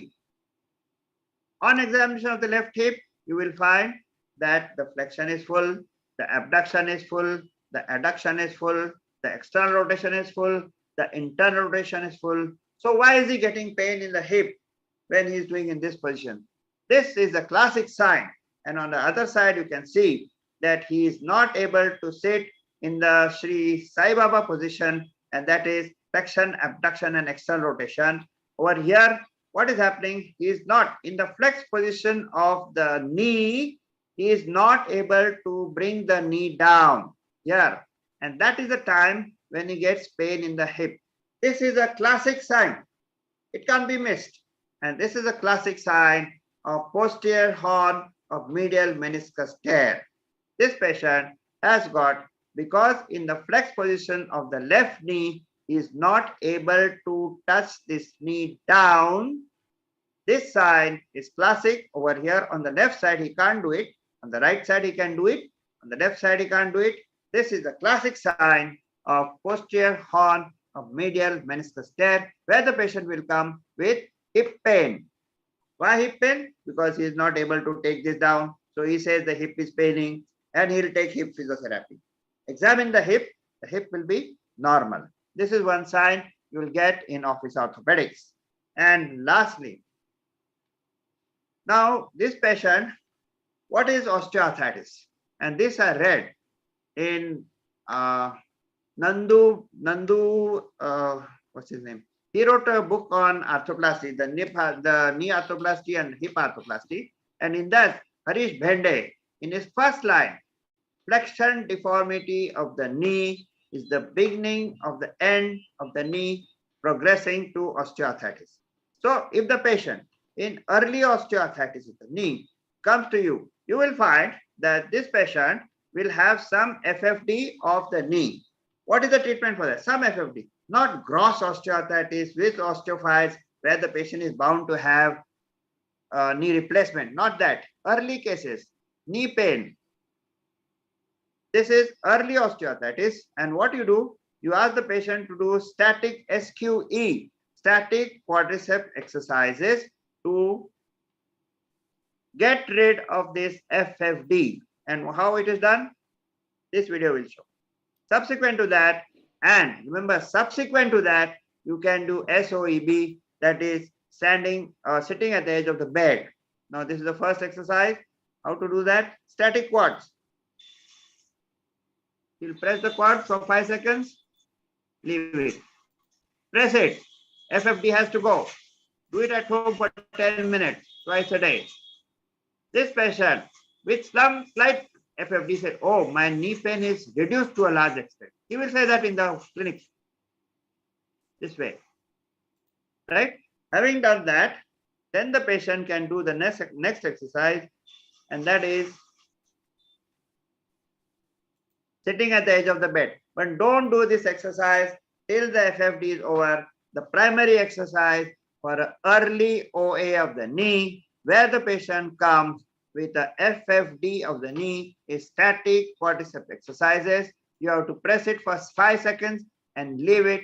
Do it 10 minutes twice a day. The pain will reduce to a large extent. And why does it reduce?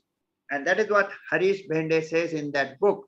And that is, if the patient is walking with the FFD, he is going to press his patella down for locking. And the patient does not get his knee locked, as we know, unless he achieves full extension of the knee. So this is the second exercise, which patient can do later, and that is strengthening the quadricep. But this is not the first exercise. The first exercise is SQE, static quadricep exercises. And this is called as SOEB, sitting at the edge of the bed. But this is second exercise. Right, I'll show this once again on the next video. Static quads. For FFD, the patient has got FFD, say. So she has to do static quads to get the FFD corrected.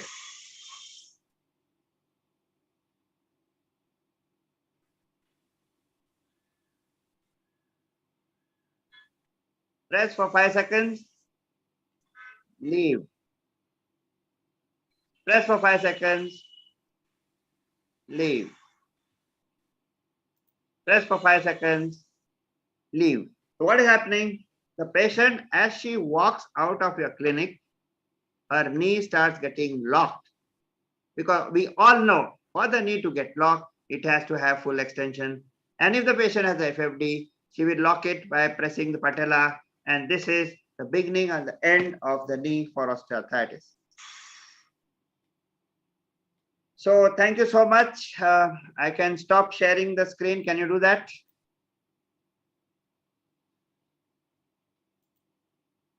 This is not the part, so stop sharing. I'll do the stop sharing. Yes? Yes, this is stop service. So these are the things which I have said now for office orthopedics. That is shoulder dislocation, rotator cuff tendinosis, tennis elbow, plantar fasciitis, TA tendinosis, OA of the knee. Any questions? Yeah, thank you, Dr. Karkhanis. It was a nice presentation. So all these exercises, a frozen shoulder, tennis elbow, do you do it under your observation or you refer to a physiotherapist? Actually, I used to do, but now I have a physiotherapist in my own clinic. So she teaches them what I want her to teach. If you refer her to, say, a frozen shoulder for physiotherapists, you know, they start doing the wheel and this, that, and that is done only for how many minutes? 10 minutes, the whole day. And this idea I got from Tanna. He says that frozen shoulder, if you do the exercise in the morning, it is frozen in the afternoon. If you do it in the afternoon, it is frozen in the evening. If you do it in the evening, it is frozen in the night. So you have to do 4 times. Now, how will you do it? So before going to the office, he can do. Then in the office, he can do for 10 minutes. After coming office, he can do, and he can do in the night. So at least 4 times, or if not 3 times, and 10 minutes. In the first 10 minutes, he has to stretch on the wall. And subsequent to that, the butterfly exercise. Unless the IGHL, anterior part of the inferior glenohumeral ligament, is released by stretching, no physiotherapy will work in this patient. Right. Thank you. So we move on to further. I request Dr. Navin Thakkar. Yes, sir. So he is having the presentation on daycare fixation of lower end radius fracture under hematoma block, cost effective possible alternative. Dr. Navin sir, please. Yes. Just a minute. You can see it on the screen. You are able to listen me? I am audible? Yes, sir. Okay. Can you see on the screen? Okay. So what we are discussing is the cost-effective office practice technique of the stable fixation of fracture lower end radius under hematoma block, taking care of column theory.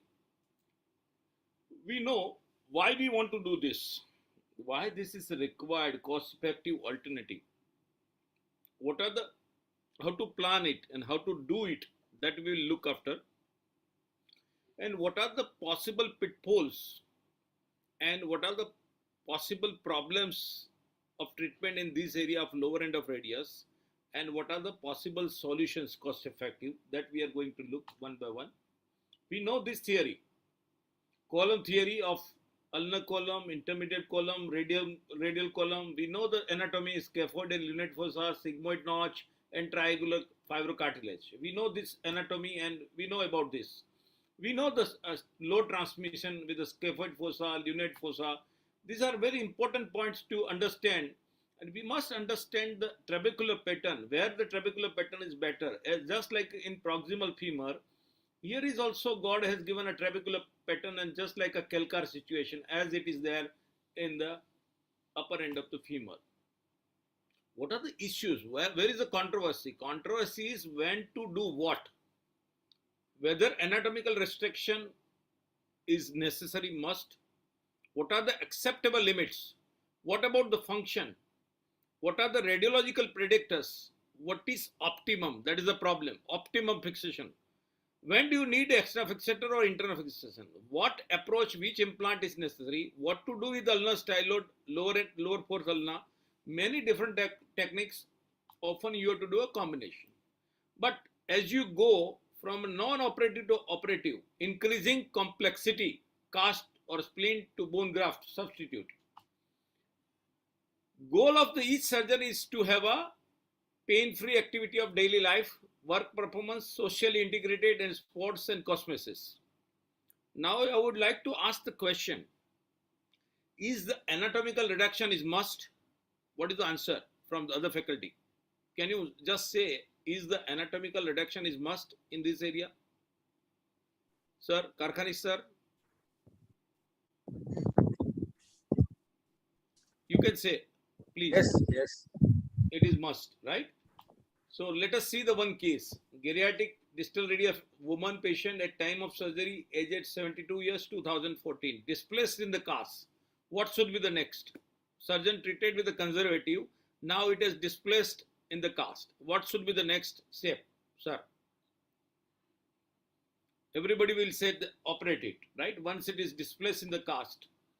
It was operated with this plate, modern plate, and also check arthroscopically whether there is no penetration, nothing, no problem. Anatomical reduction, everything looks okay. Is it okay? What is your impression, sir? It looks okay? Sort of in the AP X-ray, it looks good. Right. This is but there is a void on the lateral side. Yes. So that should be filled because it's going to collapse, I think. But the plate will hold. The plate will hold. So I would, in this case, put calcium sulfate granules. Right. So it is the latest locking plate, and locking plate has a principle to lock it and till make it stable till the gap is filled up. Okay. But what happens in the follow-up? After 9 years, in 2013, the X-ray is bad. But what is the function? You can see with such a bad X-ray, what should be the function? This is the function. This is the score, right? OA grade 3, dash 12, VAS 0, extension, flexion, everything is good. And this is the clinical result. So end game parameters are okay. That is, the patient is happy, even though the radiologically it doesn't look good, but many times we see that the patient is happy. So this is the one situation. Another situation is, this is again a woman patient, 72 years, conservative cast treatment reduction has been done and conservative treatment surgeon has planned, right? And he has done a conservative treatment. And you see, after 10 years, this was 2002, and in follow-up in 2012, X-ray looks very bad, very bad. But what is the function? Function is fantastic. End game parameters are okay. Patient is happy. So it is very difficult to judge in this area. So what we see in the literature, in 1986, these group, the very famous Jupiter, in 1986 said that this is a benchmark paper, and they said in the JBGS that anatomy is must. But again, in a further study, the same group, JC Jupiter, same author said anatomy is not must. Arthritis is not ongoing process, no clinical impact, no symptomatics, even though the step up is more than the 2 mm. That was their findings. What are the other findings? The impact of patient activity level on wrist disability after distal radial malunion in older patient. Even among highly active elderly in malunion, no functional impact. Correlation between the radiological parameter and patient rated wrist function. This was the study was done here. And you can see here what are the recommended limits. They have said this. And then the further studies, do young patients with the malunited fractures of the distal radius inevitably develop the symptomatic post-traumatic arthritis? The answer is again no. What further systemic review of outcome and complications of treating unstable distal radius fractures with the different treatment modes? They have tried to do a systemic review of these many studies, where the level of evidence was starting from level 1 to level 4, multicentric to single center. Here you can see that volar plate, and you can see the complication rate, right? And here is the non-bridging external fixator and the conservative. And you can see the complication rate here, total it is 11%, 32 patients had a complication. So plating is not avoid of the complication. Patient with multiple comorbidities, nursing home resident, dependent patients, patients who are unable to travel on that, there also they have to study the volar plate. The most problem they found is the complications in this group at the 6 to 12 weeks in the surgical group. Then what are the radiological predictors of functional outcome following the fracture of the distal radius? These were the radiological predictors. They have found that in a high demand patient, no patient age should not be seen. It is a demand which is there. The articular reconstruction less than 2 mm. Radial length is 2 mm or normal. Carpal alignment is anatomically restored. Accepted consensus is anatomical reconstruction correlates with the function. But there is no evidence at present that yes, anatomical reduction is must. Again, we can see here in another case, high demand patient. The druge pain is the most dreaded pain, and anatomy is must. But at the same time, in unstable situation, volar plate is popular because when there is a close reduction, is not reducible or loss of reduction in the follow-up. But why it is popular? Easy for an average orthopedic surgeon. Quick recovery, almost one solution, simple to complex. High expectation from the patient. But if you see the literature, the complication is 22 to 27%. This is the benchmark study of fracture distal radius risk factor of complications after low volar plating. Here they have enumerated the complications. screw penetration, symptomatic hardware, loss of fixation, flexor tendon irritation and rupture one, extensor tendon irritation, spontaneous EPL ruptures. So these are the commonest problems with this type of the treatment. And commonest problem is setting up that plate, anatomical plate with the individual anatomy. That becomes many times a problem, and surgeon accept that, and that gives rise to the that keeping out that plate, and that gives these flexors at the risk sign, the plate metaphyseal standoff. Intra-articular screw placement, extensor tendon injury, injury to the extensors, and extensor rupture is very well known, and even also the loss of reduction. So now more and more and more and more designs are coming. Multiple designs are coming with these, with hook like this. So, and the cost is also increasing with these designs. Multiple designs. This plate, 3 plates in the distal radius. But the study says that no radiological correlation with the function. Retrospective studies have shown that there is an increased cost and increased complications overall. So what is the solution? Any low cost alternative is possible with the office practice? Yes, there is a possibility of one of the possibilities, fragment specific, minimally invasive fixation with augmentation. That is joint sparing fixator. Here you can see that we can give a wrist block here, hematoma block, in a office itself as a OPD procedure in the OT, but it is a day care procedure.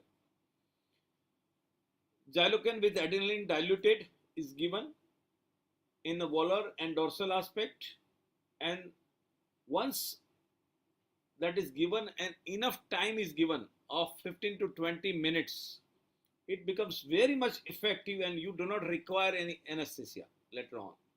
All the regions it is given for the radial nerve, and now you can see that once I am moving the hand and you can see the face of the patient, there is no pain.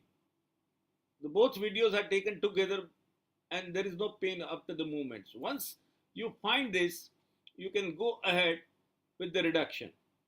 And after the reduction, in the both planes, you have to check what is the reduction. Then after checking this in the both the planes, you can go for the fixation with the stab incision, and the one wire will go volar to dorsal and another wire will go dorsal to volar, crossing beyond the fracture.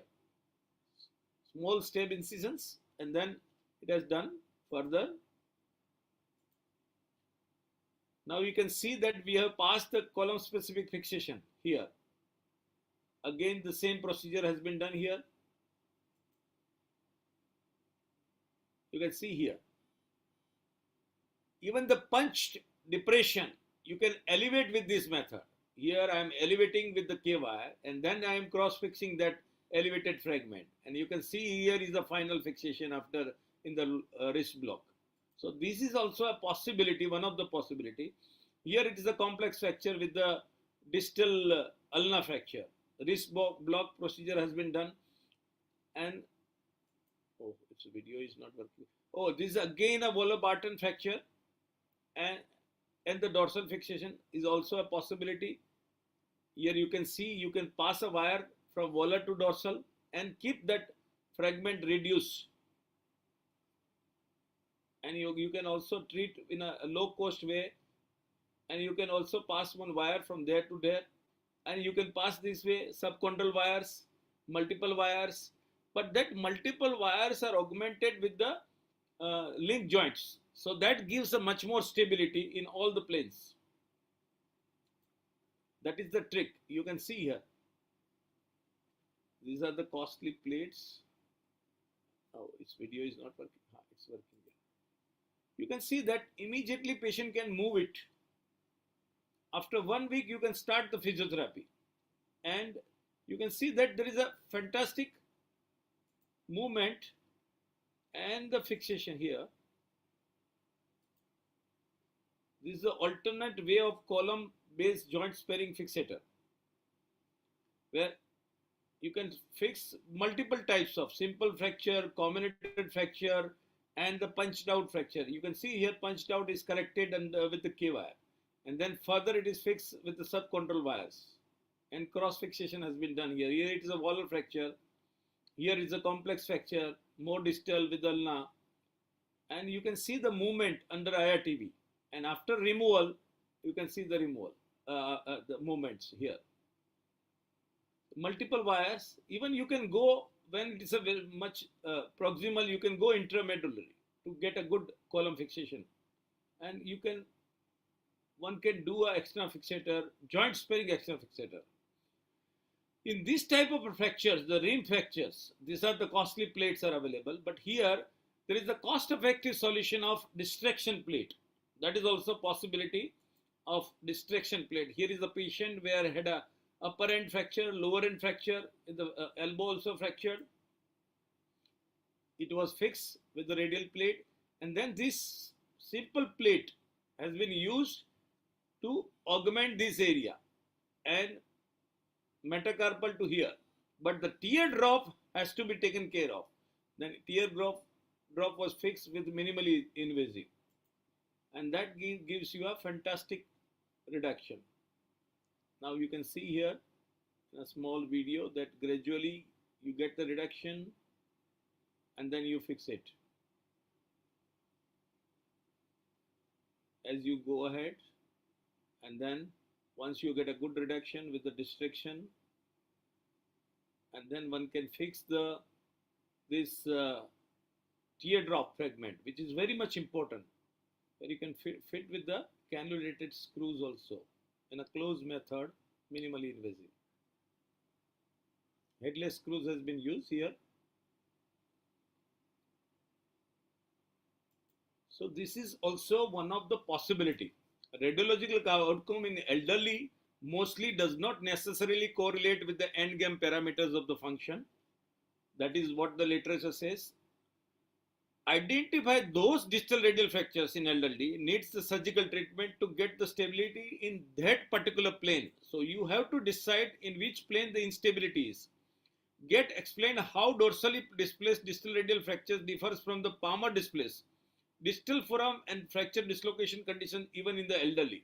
So everything you have to think in the way of the column stability, irrespective of the any method or any implant you use. You must use the column specific fixation for such thing. Think of the cost effective in our Indian patient irrespective of the method and the implant used. Distal radial fracture treatment, what you get may depend on your age and the address. Many times, if you are insured, then you will get a plate necessary mostly. Thank you very much. Any questions, please? One question, Navin Sahib. Boli, sir. You said you inject xylocaine with adrenaline. Yes. But that adrenaline may infiltrate to the radial artery. So why not use plain xylocaine? So xylocaine adrenaline, the dose decreases, and it takes a longer time to get effect will be there. So you can mobilize the wrist temporarily there, and that will give a pain relief. So we are using usually 7 cc xylocaine adrenaline, the prepared, and 3 cc will be water for injection. Yeah. I actually use it in my clinic because patient many a time they don't afford and they have a budget of some 7,000 rupees or something. You can do it, but I am using 5 cc's of 5 cc's of 2% xylocaine and 5 cc's of water for injection. I am not using adrenaline because I have my apprehension it might go into the ulnar artery and radial artery and cause spasm. It will not go. You touch the bone periosteum. You touch the bone periosteum. And then you inject. Once you are on the periosteum and the bone, it will take away the periosteal pain also, sir.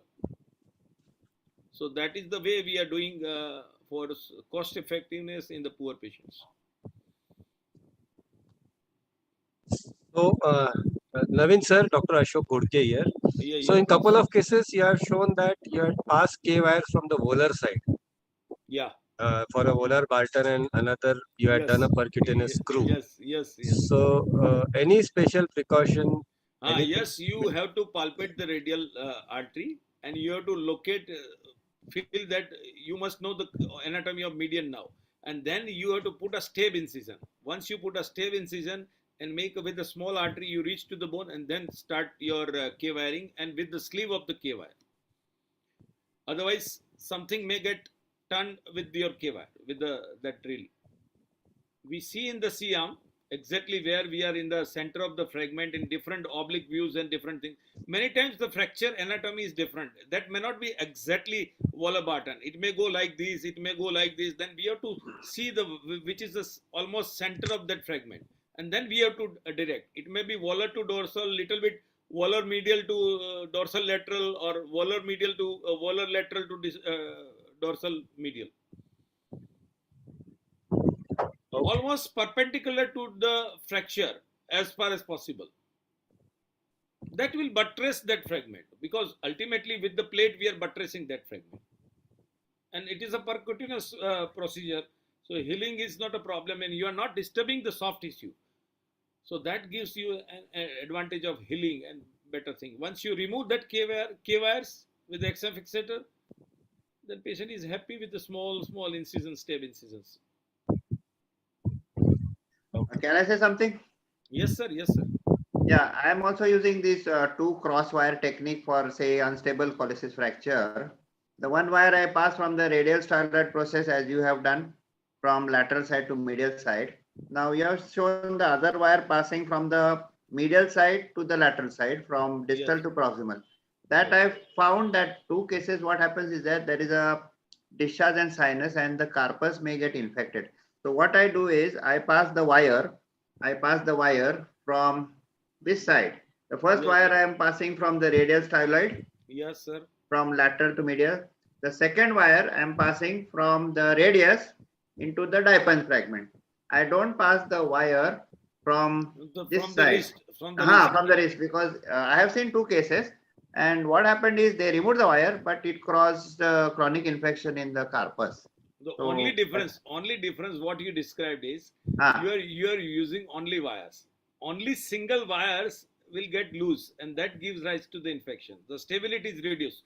Once it is linked in the different direction with the multiple link joints and a bar, it becomes a one unit of fixation and giving a very good stability. Even with the unstable supracondylar fracture in the pediatrics, we pass wires only laterally, 2 and then 3, and then we just stretch out that wires and put an XM fixator there and there, and you can mobilize the child very easily. The same technique we are using with the supracondylar humerus. So once you add that link joints, then it becomes the lakdi ka bhara. Akeli lakdi nahi hai, lakdi ka bhara hai. Then it gives the strength. That is the principle. So it doesn't loosen. So once the loosening happens, then infection is more likely, sir. So that method should actually be known to all the people who are doing this. Right. Your method. Yes, sir. Yes, of sir. Link joints. Yes, sir. Link joints. It is available. Link joints we are using in the fingers and everywhere. But that gives the stability. And we bend that wire. Here that video was not running. We bend the wire. After bending this wire, we put this. I put a wire here. I bend it. And then on that bend, that becomes like this. And then two pins, two joints here, and two rods. So it gives a very solid fixation. And we have checked also in the C-arm after doing this, and the stability, and patient moves the wrist. And we can check the stability in different direction. That gives you a dynamic part of examination whether yours is stable or not. Many times we do just X-ray. X-ray is the static stability you are saying. And many times there is an invisible stability and instability, and that gives rise to your collapse and further problem. So must check in a different position when the patient is anesthetized with the hematoma block. And there you can see that if it is opening somewhere, you correct with one another wire and that link again with the other wires. So that it becomes a link, complete, stable, one implant thing, not a separate implants. So you are not using plaster? No, only plaster slab for 4-5 days for edema and initial soft tissue healing. Okay. Only this slab. cock-up slab. Okay. Because dorsally here there is an extra fixator, so you cannot put a slab here. So we put a classical cock-up slab in elevation, and they start moving immediately. And because we are not doing distraction, we thought we have seen the series that RSD is reduced. Previously, we were putting in the metacarpal pins and we were doing ligament access. There RSD chances were more. Because of stretching of the ligaments, RSD was more. Okay. So thank you, Dr. Navin Thakkar. Thank you, sir. Thank you. So we move on further. We have a last lecture. So already we have overtimed this this session. So in this COVID, we are coming across a lot of avian cases of femoral head. So I request Dr. Aroop Mukherjee to speak on non-operative management of avian femur head. So I request that I have to leave because I have to go somewhere. Can I take a leave, sir? Yes, sir. Yes, sir. Thank you. Aroopji, I will listen your in the recorded one, sir. Okay. I have already heard you previously also, sir. Thank you. Dr. Mukherjee, I have heard you at IOCON. Yes. Right, we all have heard, and I have started your treatment on many patients, and it's very effective. Thank you, sir. And it is very widely circulated in groups, various groups. Great discussion is going on about the. I have seen your thing in IOCON, like in the Goa in January. Yes, sir. In Office Orthopedics, you were there. Yes. Chalo, thank you, sir. I think we are going to meet again in Amritsar, and again the Office Orthopedics is going to stay with Orthopedics for future conferences, and it is a very important part of our orthopedics which we were not concentrating on previously. So this is very important that we finish half of our work out of the operation room. Because most of these patients, large number of patients, they shift to the rheumatologists and other like homeopaths and Ayurvedachars like that. And our young orthopedic surgeons lose quite a bit of orthopedic OPDs patients. So just to reiterate again that, first thing that I'm on a visit to Delhi. So I have requested Rishi I have transferred my PPTs to them, and can they run that PPT so that I can give a commentary on them? Rishi, can you hear me? Yes, thank you so much.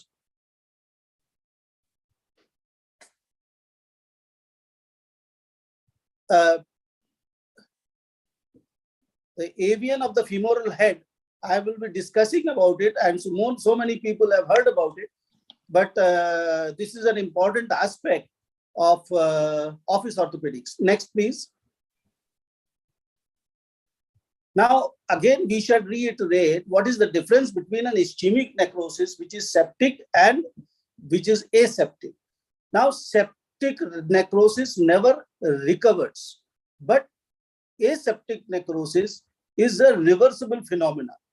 The best part of the bone is that it recovers completely, and there is no scar formation in a bone after it recovers completely. That means there are some three keywords which the scientists have noticed long ago, and it is in the literature, and we know that the keyword is the creeping substitution. Next, please. The bone never dies due to ischemia. It will come to life again if you maintain the structural integrity of the bone. The cartilage draws its nourishment from the subchondral bone and the synovial fluid. Next, please. This is what I always present as the blood supply of the femoral head. The blood supply of the femoral head is from the ascending retinacular vessels, which comes from a circle of blood supply at the base of the femoral neck. this is what you are seeing is the posterior part. This is the anterior part. And similarly, next please, there is a posterior part of the blood vessel. See, and there is a circle of blood vessel which gives rise to ascending reticular vessel. Now, this circle of blood vessel is formed by medial femoral circumflex and the lateral femoral circumflex. The lateral femoral circumflex supplies the anterior part of the femoral head. The medial circumflex femoral supplies the posterior part of the femoral head. Now, in 1/3 of the population, 25 to 30% of the population, the hip is supplied by a solitary blood vessel. That is, the posterior part is supplied by the medial circumflex femoral artery, which supplies in normal conditions the entire head. But under stressful condition, under an acute inflammatory arthritis or under thrombosis, when the hip is supplied by a solitary blood vessel, that means the medial circumflex femoral artery, the anterior part of the femoral head dies. And we have seen that in our studies also, that avascular necrosis happens 95% cases in the anterior part of the femoral head, and which the posterior part of the femoral head is saved, because in this 1/3 of the population, the posterior femoral circumflex is the principal blood supply, and the lateral femoral circumflex is a vestigial blood supply. Next, please. Now, the causes of ischemia. What is the main problem of arthritis? The main problem of arthritis is thrombosis of the blood vessel at all levels, means arterial levels, arteriolar levels, venous congestion, capillary level, and that is the reason in most of the cases of knee replacement or hip replacement, if we do a Doppler study, we find that there is various levels of vascular thrombosis in the lower limb, and this thrombosis is seen proximally to the knee as well as in the distally to the knee. So we see avascular necrosis because of the thrombosis of the solitary blood supply of the femoral head. So that means there is a relation of arthritis with avascular necrosis. So arthritis is a fluctuating disease, and arthritis causes thrombosis of the blood vessel, especially so when in the areas where it is a solitary blood vessel. So many patients with solitary blood vessel in the lunate also suffer from avascular necrosis, and that is why we give, to cover this risk of pulmonary embolism after joint replacement surgery, we give low molecular weight heparin or enoxaparin, etc., to the patient, to these patients. Next, please. This is the reason. Now, this is important, that why not all the patients are suffering from AVN. Not all the patients are suffering from AVN, because the another main factor of AVN is said to be steroid induction. That the patients who have been given steroid, millions of patients have been given steroid, but AVN is not developing in all of them. Again, the reason is because 20 to 30% of the population has solitary blood supply, and if they suffer from an acute viral infection, then they are highly susceptible for thrombosis, acute thrombosis, which leads to avascular necrosis of the femoral head. So only 20-25% of the patients we see with arthritis, with steroid, that they develop avascular necrosis. Next, please. Now, in orthopedics, it is said that the fracture neck femur is an unsolved question, because if you study the studies of Troyata, he beautifully signifies that because all the patients don't have the same blood supply. Therefore, all the patients don't show any union in the fracture neck, and some patients, in spite of best reduction, best fixation, also develop AVN of the femoral head. Now, why is steroid involved in this? Now, steroid causes amyloidosis in arthritic patients, and this amyloid material is deposited in the blood vessel instead of thrombosis. When there is a solitary blood vessel, this gets blocked with amyloidosis. So patients with solitary blood vessel to the femoral head are vulnerable to amyloidosis and AVN. So that is the reason of steroid being implicated as a cause. It is not a cause of avascular necrosis. Thousands and millions of people have got steroid, but few have developed avascular necrosis. It is one of the risk factors. I agree. Thank you. Next, please. There are two types of AVN. AVN with primary synovitis in the same joint, and AVN with a primary synovitis in the same joint will also cause loss of joint space. And AVN with a primary thrombosis of blood vessel at various stages of AVN, that we are seeing more, where the hip is not primarily involved in the synovitis, but the knee probably is involved or somewhere else, but thrombosis can precede arthritis by many months. Next, please. See, in the same slide, you can see that the right hip is involved with the primary synovitis and avascular necrosis, while the left hip is involved only in the thrombosis without synovitis. Next, please. This is a must circulated formula for reversing this thrombosis, which is in the WhatsApp group of many orthopedic groups, and this has found its place in the treatment. I can't see all the patients, but this is a foolproof formula. If you take this treatment to the patient of AVN, the results of will be shown to you in a month's time or 2 months' time. The pain disappears, the walking distance improves, the joint space is maintained, the further collapse is stopped, and without even touching the patient. This is a recipe, because there has been certain medicine in which I have separated antagonistic and progonistic medicine not to be given on the same day. So that is the reason folic acid is given on Monday, Wednesday, Friday, whereas methotrexate or folitrax is given on Tuesday, Thursday, Saturday, that too in a very low dose, because both are antagonists. When I give folitrax, I don't give folic acid that day.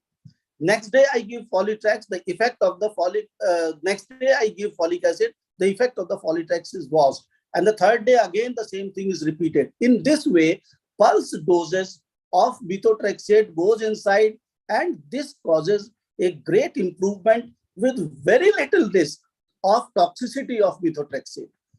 Only I continue with this treatment for years together for arthritis in thousands and thousands of patients.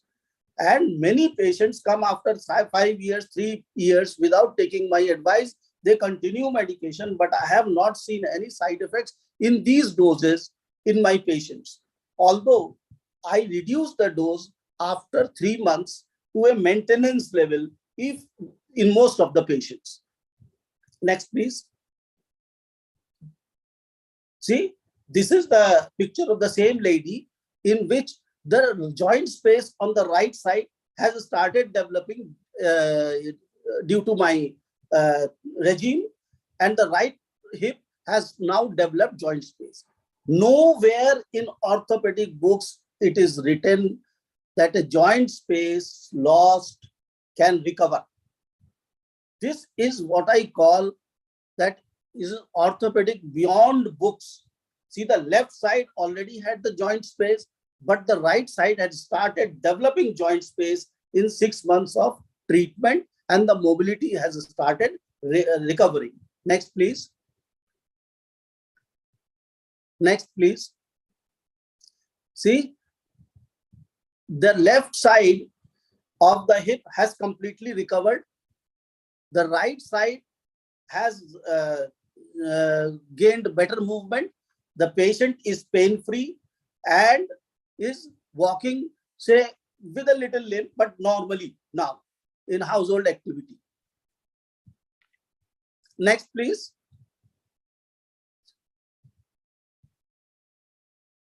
The left one is completely recovered. The right one is near completely recovered, but the joint space is slightly reduced.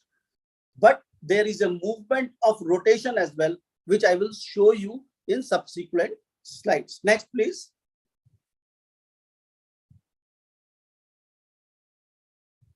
Next, please. This is 1 year later. Can you click that movement, mobility? See, this is the flexion movement, and then this is the rotation of the right hip.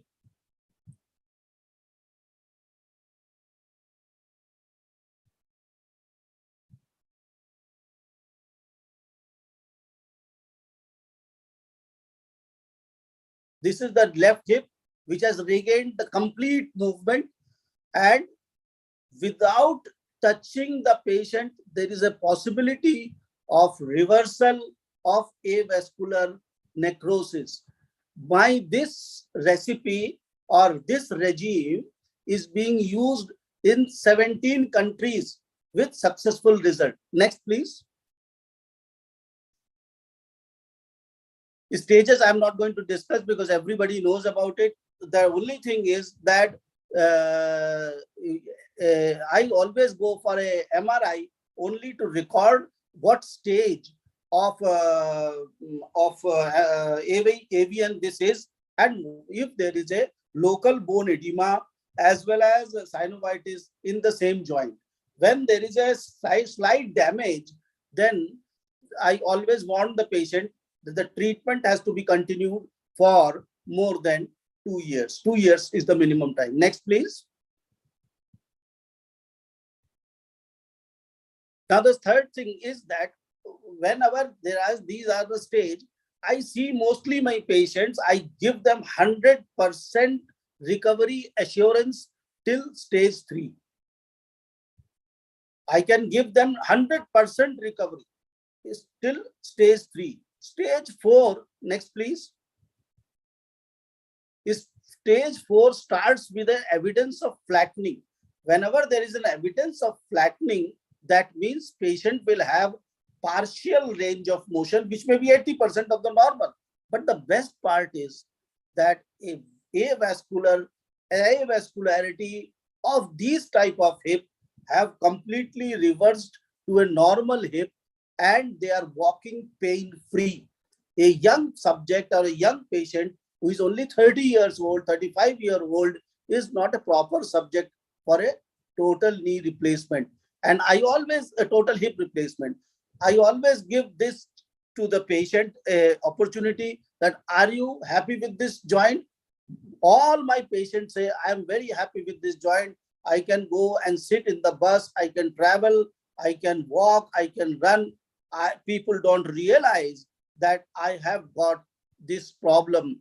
Although this stage of complete symptom-free state comes after 2 years in patients who have stage 4 or above. Now, stage 6 and the distraction of stage 5 with decrease, I have already shown you the stage 5 of that Muslim lady who had recovered in the right hip. The more they use the hip or in the household activities like squatting, like sitting cross-legged, the range of motion increases with time, I've got a series of patients who have recovered from various stages of hip avascular necrosis, and they are very grateful because they have not even avoided surgery, but also they have saved a lot of money and inconvenience, and they are actually not a proper candidates for a hip replacement. Next, please. This is to reiterate, the message is that why does not AVN happen in all the patients? What am I doing in order to reverse this thrombosis or reverse the arthritis? Next, please. And the regime is highly safe. This regime is highly safe. I told you, I have my patients are on this regime for more than 25 years. And although I don't take this for granted, but I definitely get a blood test done every 3 to 6 months in my old patients in order to ensure that they are pain-free as well as they are safe in blood parameters internally.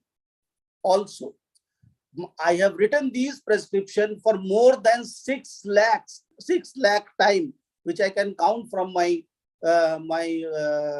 prescription pads, what I have used over the period of years, because the counter files are all kept with me.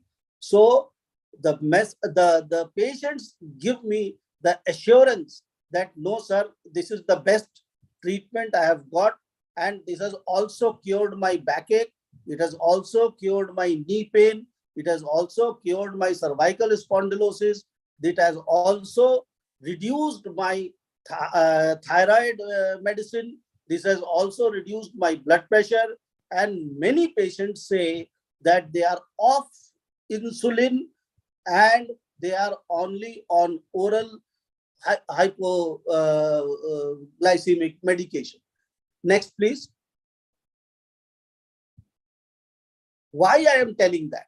I am telling that because arthritis is an autoimmune disease, and autoimmune disease do not come as a single disease.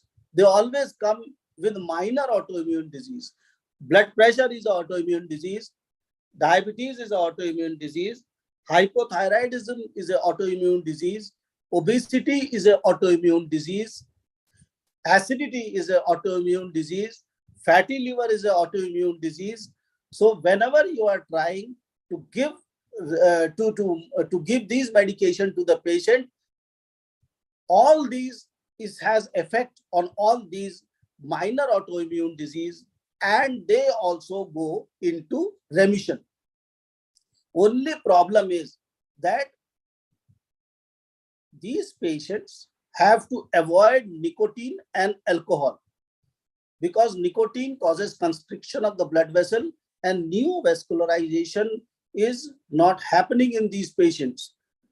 And that is a lifelong restriction.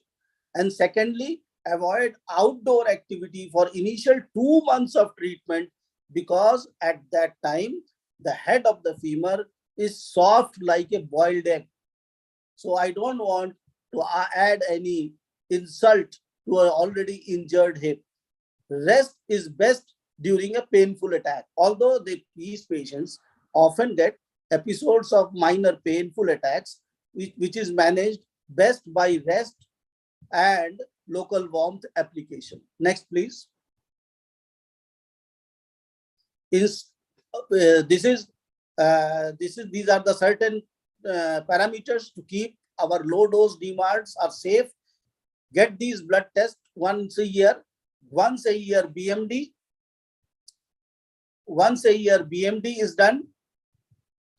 Once a year ultrasound of the whole abdomen, because arthritis patients tend to secrete calcium through the kidneys, and often they get renal stones.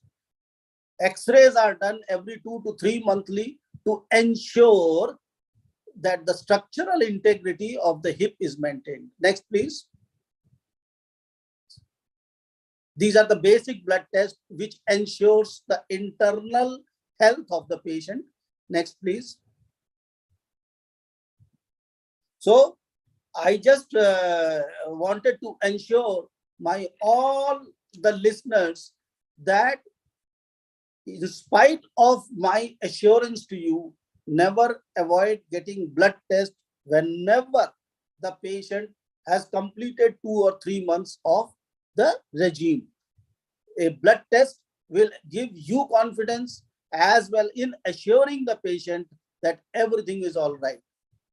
I think this is the most desirable treatment for avascular necrosis, which is like a pandemic these days after the COVID infection, because arthritis flares up after viral infection, arthritis flares up after injury, and arthritis flares up after weather changes.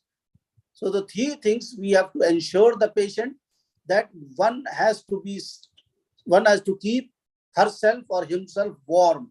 Cold is not good for arthritis. Hot food, soury food are not good for arthritis. As well as I mentioned, nicotine is very dangerous. Alcohol is very dangerous.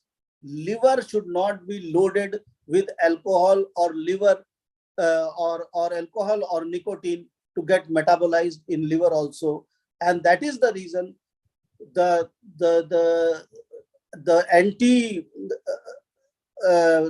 keep the blood liquid, liver produces about 12 anti-clotting factors. And when the liver is affected, these clotting factors are produced less and less, and the incidence of clotting also increases, and peripheral thrombosis also increases. That is the reason elderly people has to be added a bit of aspirin to deload the liver from producing inadequate amount of blood liquefying or clotting factors. Thank you very much.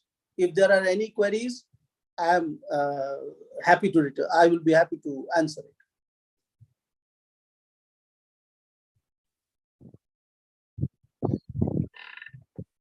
So very nice presentation, Dr. Aroop.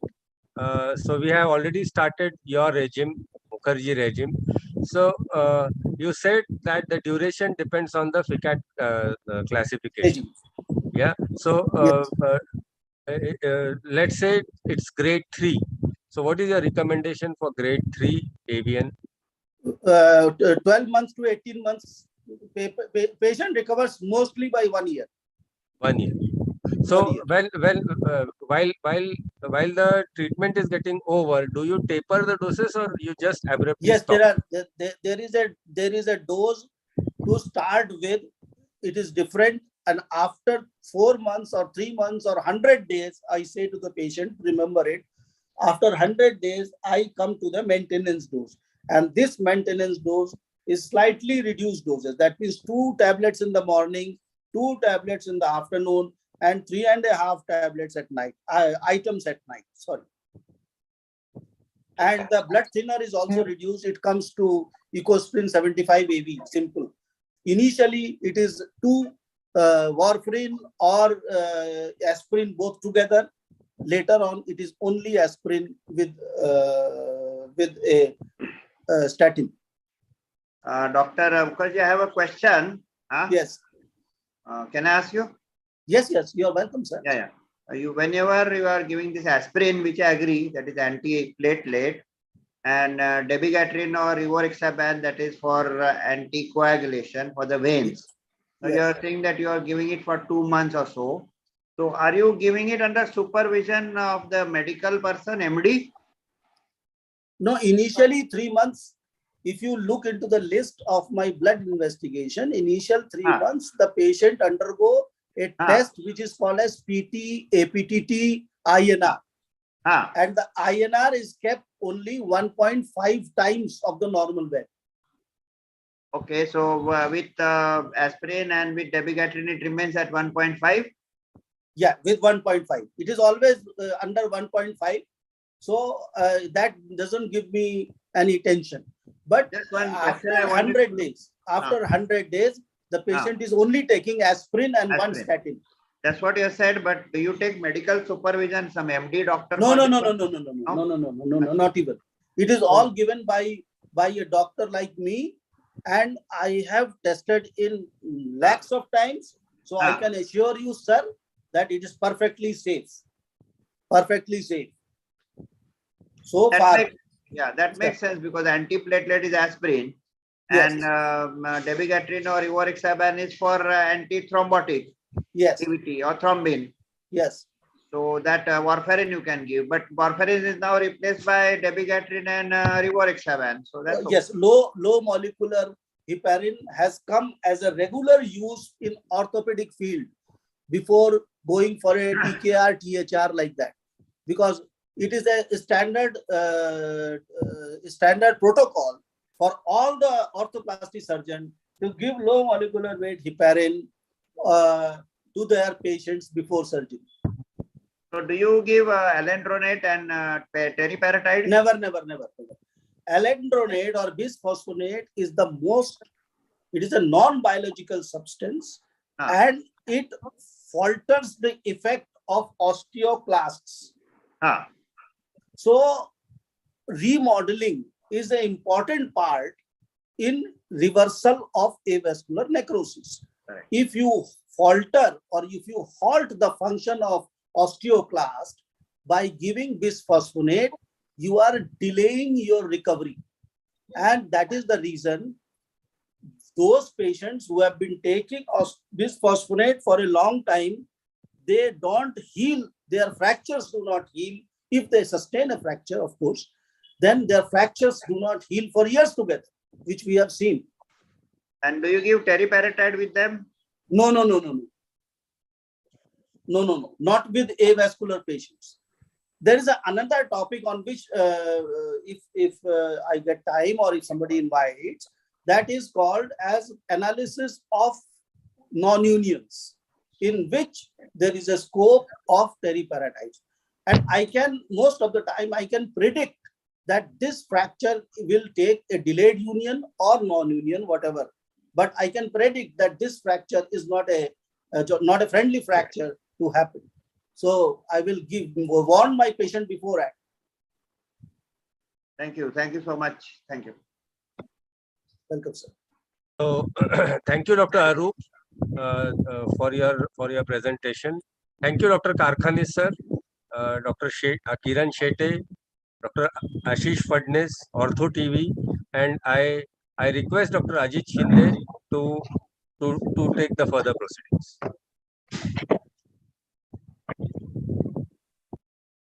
I thanks all the faculties for their nice presentation and updating our knowledge in various topics which are really worth to hear.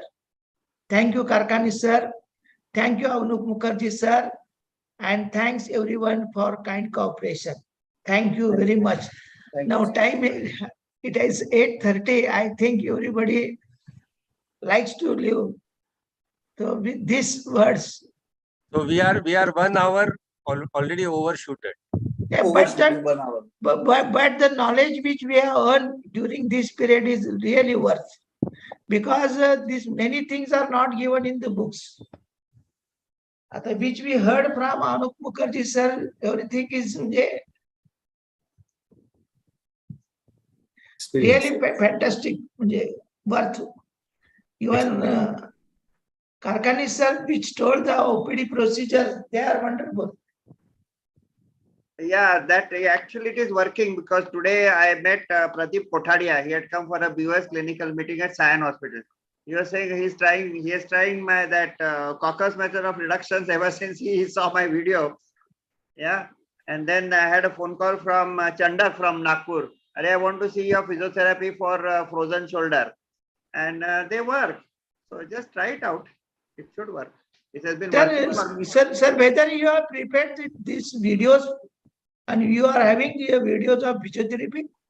Sorry, what? Can you repeat?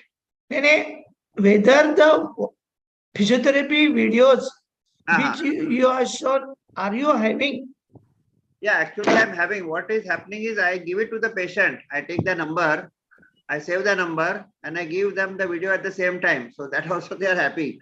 But But If- basically, I take their own videos and give it to them only, or I have my own videos. But I have a physiotherapist who does what I want. But what happens is, if you refer to a physiotherapist of some here there, then they keep on doing these, that. Now, frozen shoulder, 10 minutes physiotherapy, how it is going to work? It doesn't work. You have to do it 4 times, as Dr. Tanna said.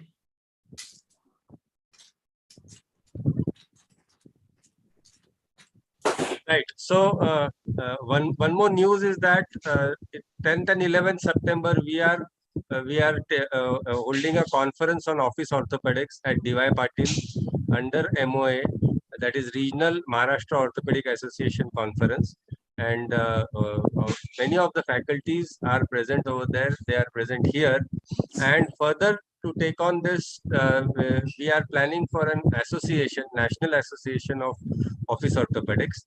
So we will see how things goes. So I sincerely thanks everyone. Ashish. Yeah. Thank you very much. Thank you. Thank you. Thank you, everyone. Thank you, Shinde sir. Thank you, Thank you. Karkhanis sir. Thank you. And last but not the least, OrthoTV. Thank you for arranging this. Thank you, Dr. So we Ajit will, Shinde, Ashish. Thank you, Ashok. yes, Thank sir. you, everybody, sir.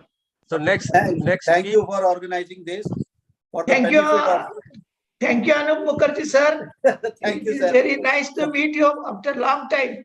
After Thank you, long time, we met in Goa. Thank you. Yes, Yes, sir. Yes. We met in last IOA Goa. Right, After right. Goa conference, we are meeting first time. Yes, yes, sir. Wish you all the best, and I Okay. think this will Chalo. add. Thank you. Thank you, sir.